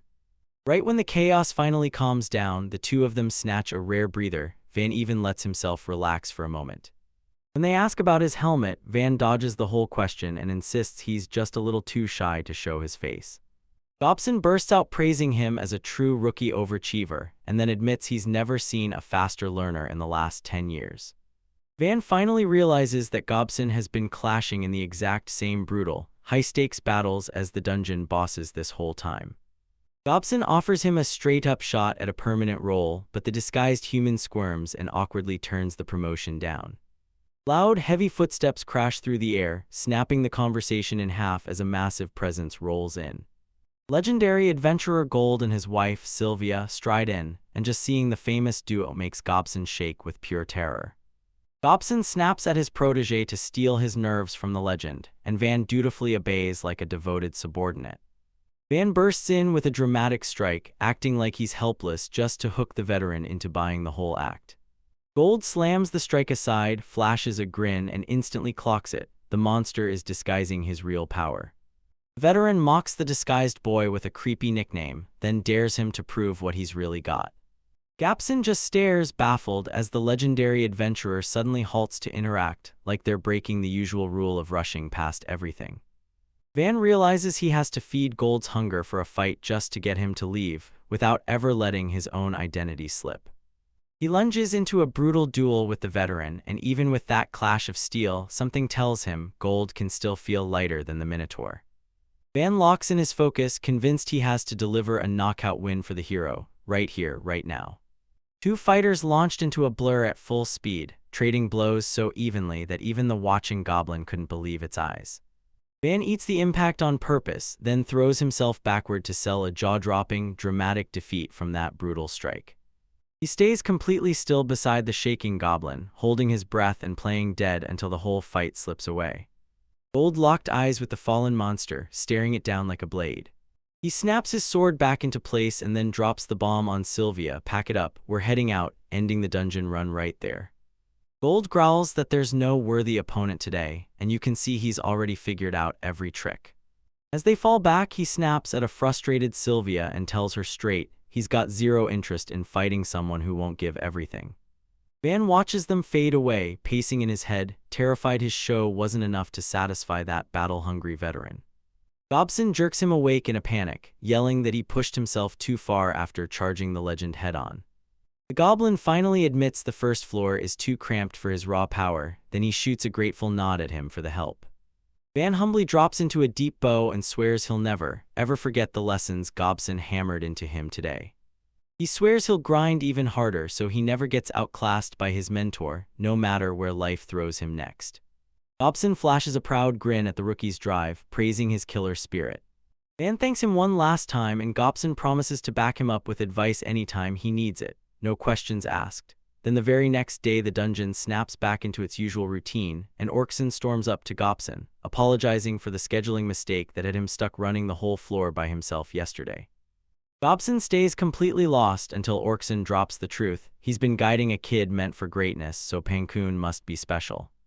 In the boss room, Van stuns a shocked Ryuka and admits he's got this wild urge to become a monster.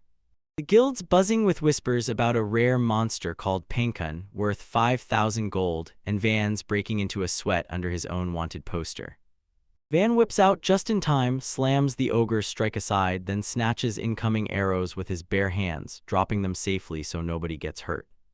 From the sidelines, the Minotaur drags his fingers along his chin and mutters that the boy has changed a whole lot lately. He watches Van still plow through their defenses at full speed, but the nasty violent edge is mysteriously missing now. The Minotaur watches in stunned disbelief as Van stops smashing dungeon rooms, and you can practically feel the worry in it, like it's genuinely protective of its own property. The monsters fear that if he ever slows down and stops smashing everything, they'll lose their job as obstacles for good. Van suddenly bursts around the corner, waves like a total ray of sunshine, and drags the whole group out of their existential spiral. To everyone's shock, Van steps up and asks if they'll let him pass today. No usual brawl. With a sheepish grin, he admits he's running on fumes and begs to skip the fight altogether. The monsters are left staring, thunderstruck by this once-in-a-lifetime sight, because the tireless stamina monster actually hits a wall and looks worn out. They instantly lock eyes, admit talking beats fighting, and push for a calm, peaceful way out. The whole group grins and proposes a special path, or at least a pass for him, and Van immediately digs in, thanking them for their kindness. Suddenly, the Minotaur slams his weapon down and barks at Van to keep it right there. He plants his massive axe in the way and declares that Van won't get past, no matter how friends they claim to be.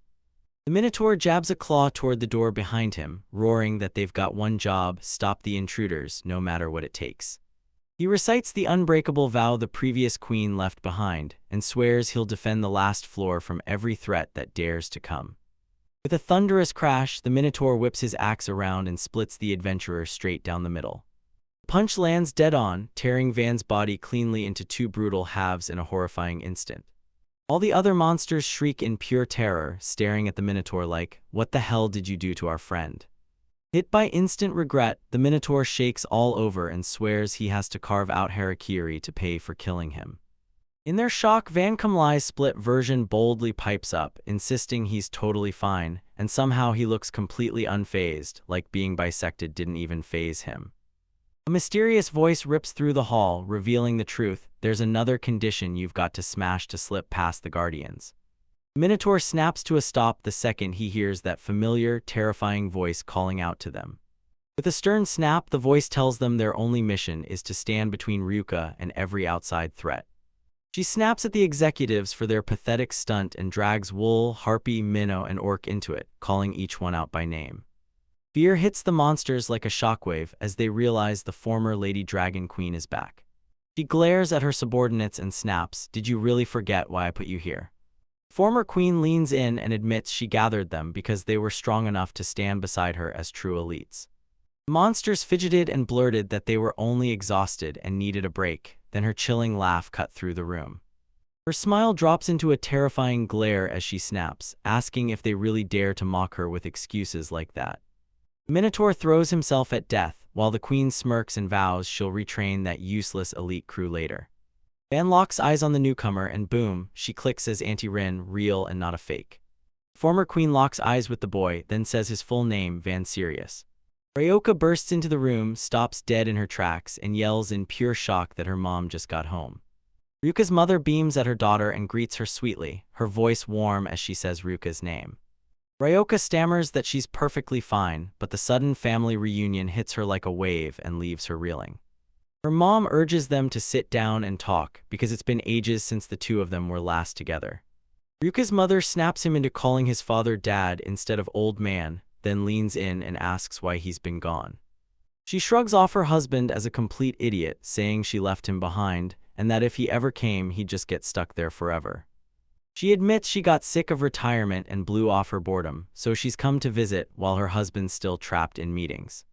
When someone presses Ryuka about her management, she admits that clawing back her mana is brutally hard, but she insists everyone's pushing themselves to the limit. Rin leans in and asks her daughter, "Are you feeling lonely, kid? You've gotta stay in the dungeon for a while." Ryuka admits that not being able to see her mother hits her harder than she wants to admit. Yeah, it gets kinda lonely. She flashes a smile and says kicking it with those 4 idiots in Busan is actually pretty fun, so loneliness can't get to her. Ryoka's cheeks burn bright when she admits Van stops by every single day just to hang out.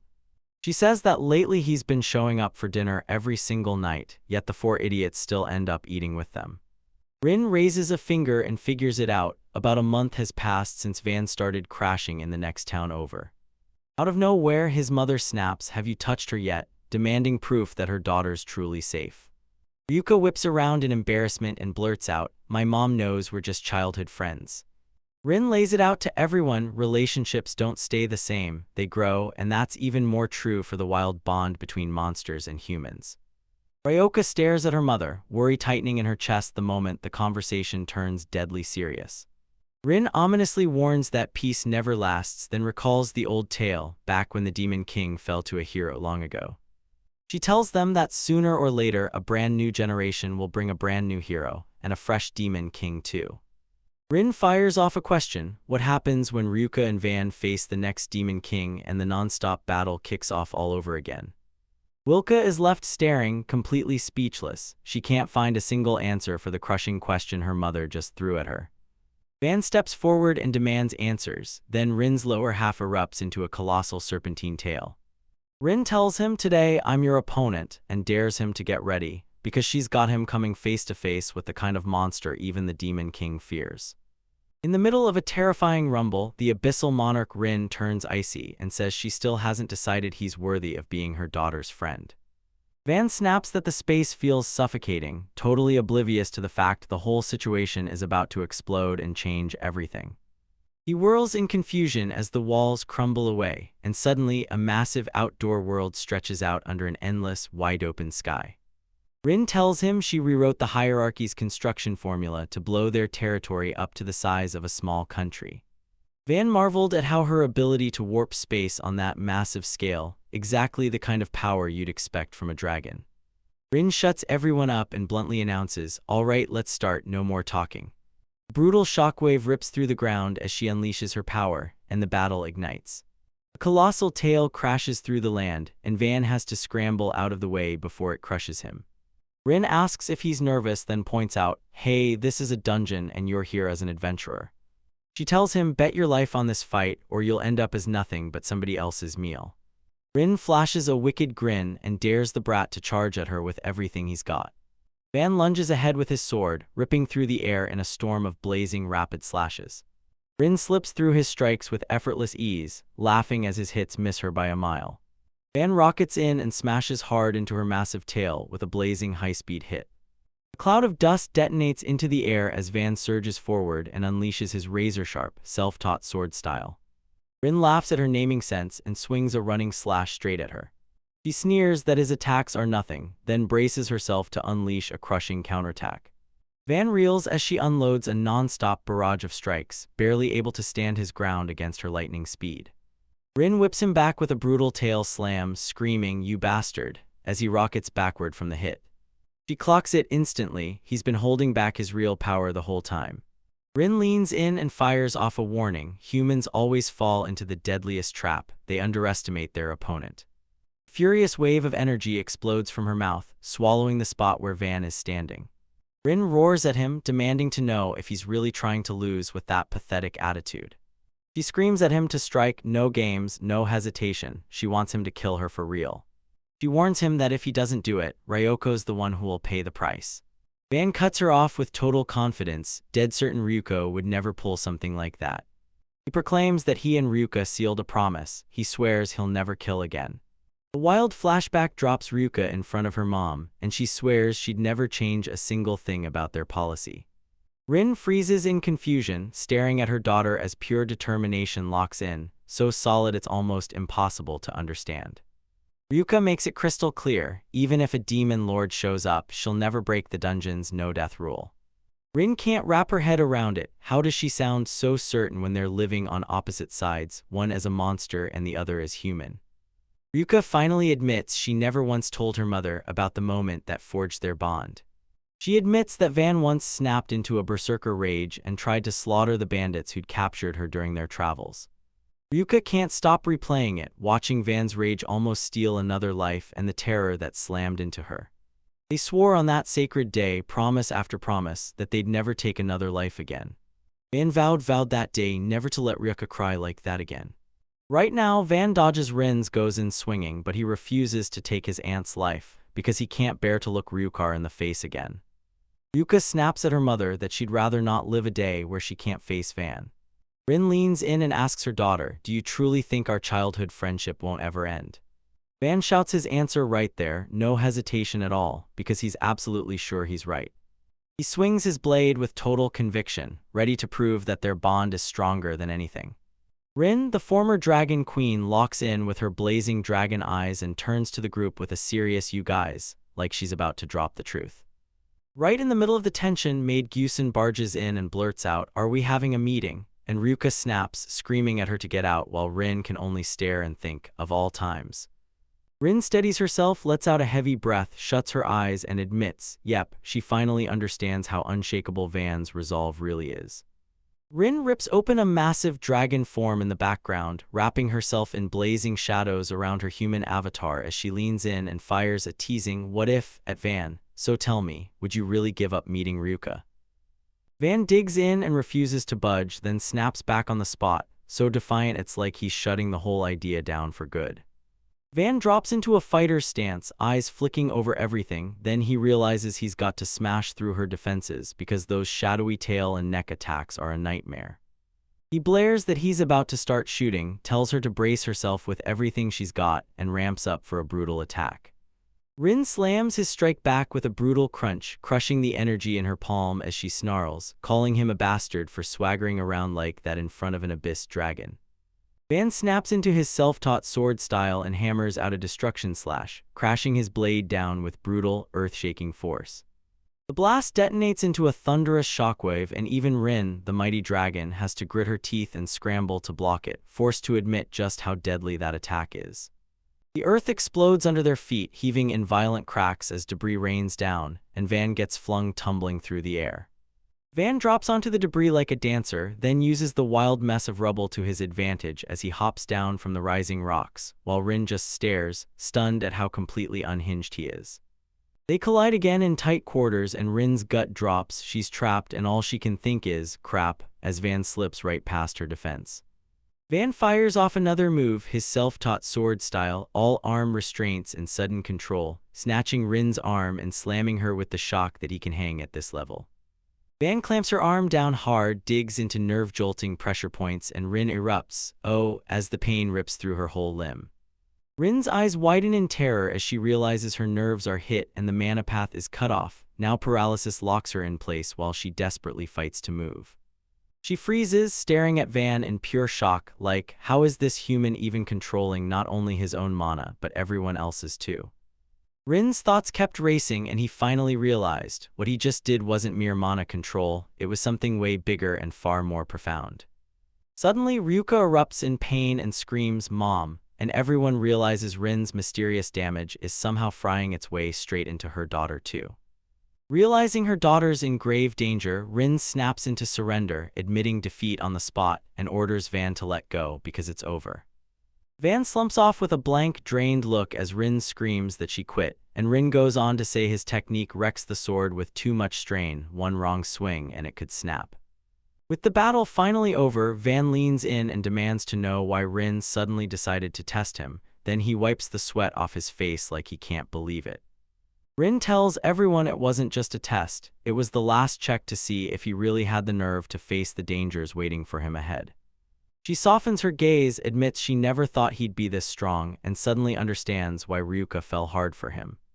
Ryuka crashes onto the scene seething because her mother built a clone to take on Van by herself, while Rin awkwardly blurts out an apology to her furious daughter.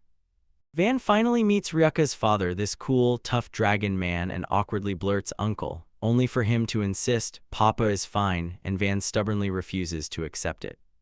Ryuka whips her head toward her mom and shouts, "Hey mom," just to grab her attention. Rin locks eyes with Van and drops a simple yet crushing request, "Take care of Ryuka," and Van nods immediately, no hesitation.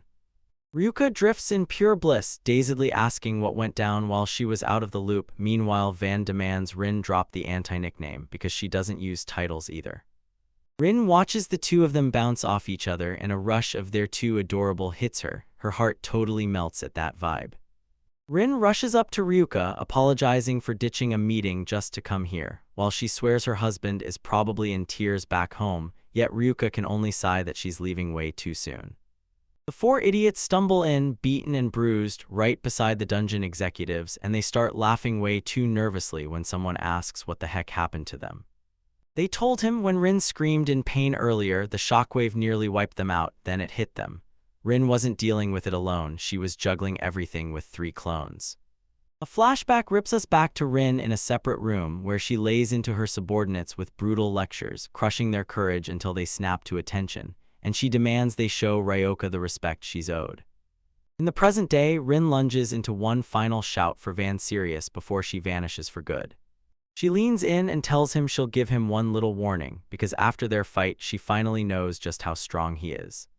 Rin shoots him a serious look and warns, "Don't screw around, watch out for the great hero." She tells him she's seen him before and this guy's on a whole other level, even compared to the other heroes, while Van remembers the seniors raving about a legendary great hero. Rin stares at the lightning-splashed cliff and swears the hero party will march into this dungeon sooner than anyone thinks, because that's exactly where they're headed. Van grins with pure excitement, craving the chance to tangle with a real hero and wondering if they'll actually get along, while Rin huffs a sigh at his reckless lack of caution.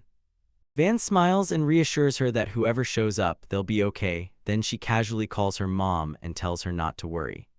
Rin hears him call her mum, and it hits her like a sweet shock, then a warm smile blooms across her face because he's proving he's got the nerve and the family title to back it up. She yanks Ryuka into a tight, loving embrace, holding her daughter close right before she's forced to go. Rin turns to Ryuka and orders her to eat properly, fussing over her like the most protective mom in the world. Ryoka's cheeks flare bright red as she beams and swears to her mother that she will. Rin waves goodbye, fading fast, and tells the two of them to stop bickering and learn to get along. Wilka and Van stand shoulder to shoulder, waving like crazy at the departing former queen. The executives snap that the official king is here, and they're quick to call that get-along comment a sweet sign for the couple, while Ryuka lights up like a sunrise with joy and Van just shrugs and says Rin was awesome. The scene kicks off inside a dungeon where a high-stakes card game rages on, then someone steps up, grins, and loudly declares, "It's my turn," ready to throw down their move. From a private house chest of drawers, the player declares a combo strike and then calls in level 25 Northern Hero Isekai'D, packing a brutal 4,000 attack power. But that move slams shut a disorientation trap, scrambling the hero's sense of direction, so they stumble straight into the Demon Lord's castle, and anyone level 50 and up gets wiped out instantly. From the shadows, dungeon monsters stare, sweating as they watch the game unfold, because the group is at it again, pulling some weird new rules while the player curses their rotten luck. As their life points get wiped out and the turn ends, the player spits out a chilling line, "Death is pathetic." The orc growls, "Is this from the same series as that trash game?" And Van snaps back, saying Brave Fighters is a legendary street card game where you summon heroes and smash your opponents. Van snaps a card into place to start his turn, declaring he hasn't figured out yet whether this is the kind of game that absolutely sucks. Van calls in the legendary hero, Goldsand, then the monsters go wide-eyed, stunned to learn the game's characters are actually real people. Van rages that for someone with a legendary name, Gold's attack power clocks in at a measly 100, so the moment he sees those stats, he can't stand how weak it is. Without a second thought, Van slams the gold card to summon the Western hero, Marcia, while the monsters howl over his brutal choice to sacrifice an acquaintance.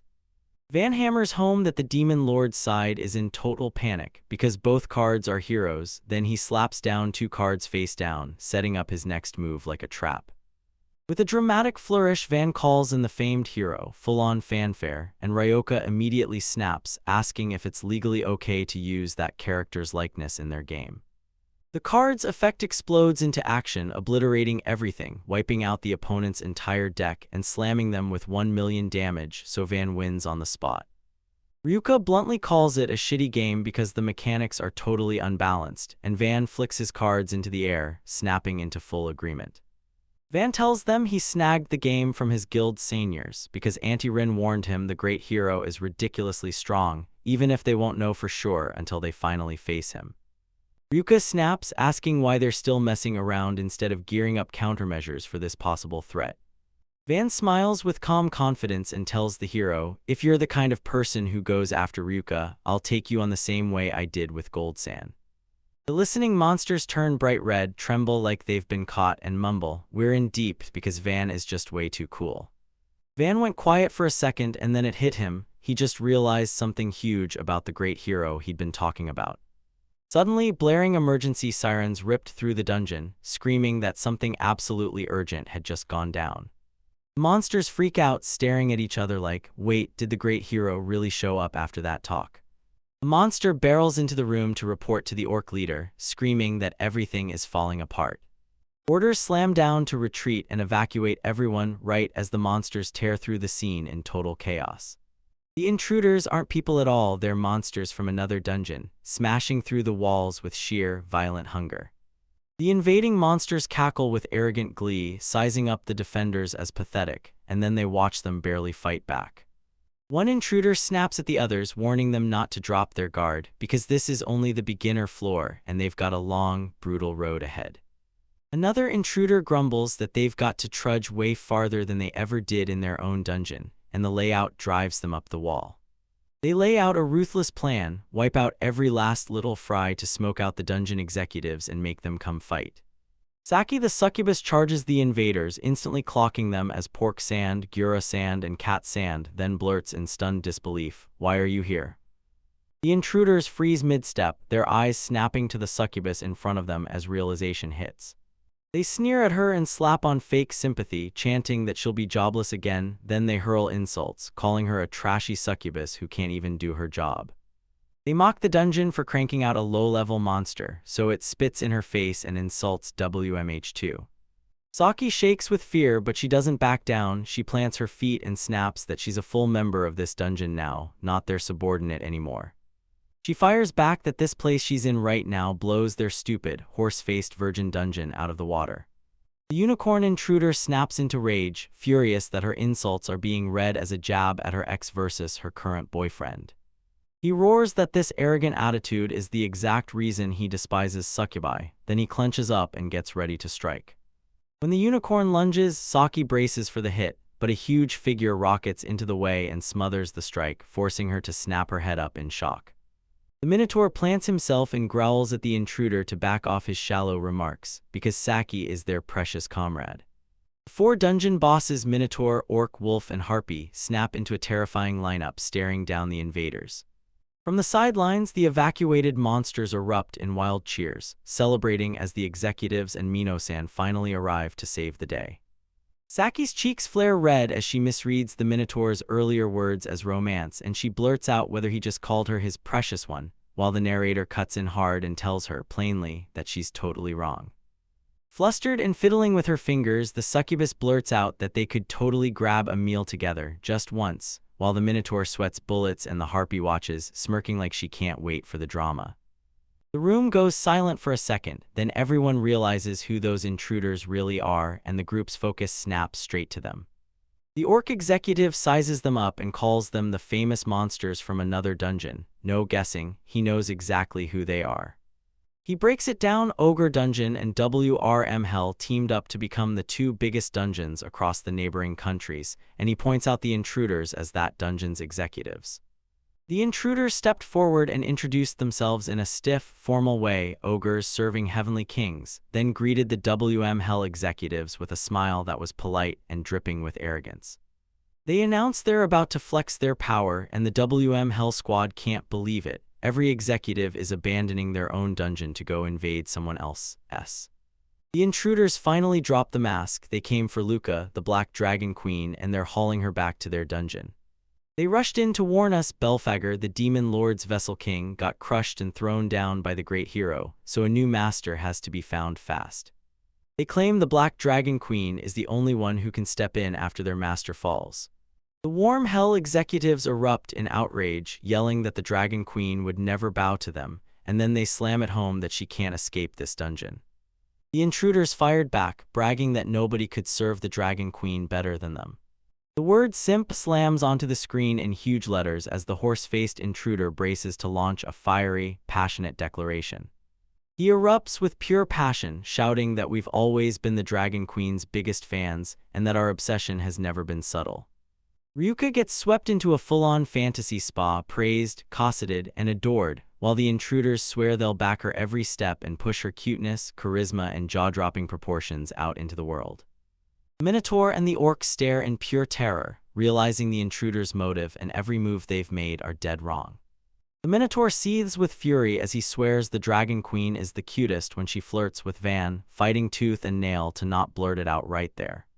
He clamps his mouth shut, beads of sweat pouring down, knowing he has to keep Vanus hidden, yet burning to get the intruders to finally see what makes their queen so irresistible. Saki spots the Minotaur freezing in place, then smirks and needles him, scared, as if to rub it in that the better fans are finally here. Around them, monsters buzz in panic, whispering about the intruder's scheme to snatch Luca and drag her into another dungeon. Van and Ryoko lurk in the shadows, watching the clash unfold, and Van blurts out, "Will they be okay?" even though he barely understands what's even happening. Van is ready to jump in because the intruders are tearing through the beginner floors, then Ryoka yanks his arm and stops him. Ryuka tells him to stand down and orders his worry aside. She'll have her subordinates handle it. She slips her trust right into her executive's hands, voice soft but unwavering as she says she believes in each and every one of them. The fight between the two groups spirals into a full-on fanboy brawl over merch. Intruders flex their custom goodies, and the Minotaur shoots back with a creepy, "I still have your old nightgown," like that's supposed to scare her. A narrator box blares, "Let the duel begin, because only the strongest will earn the right to command the Dragon Queen's subordinates." Two squads of brutal monsters thunder toward each other atop a rocky hill, while the smaller beasts below erupt into wild cheering. As the chaos spirals, Ryuka shoots Van a jittery question: can he wipe them out if it all goes south? And Van can't shake the worry that this might not turn out okay.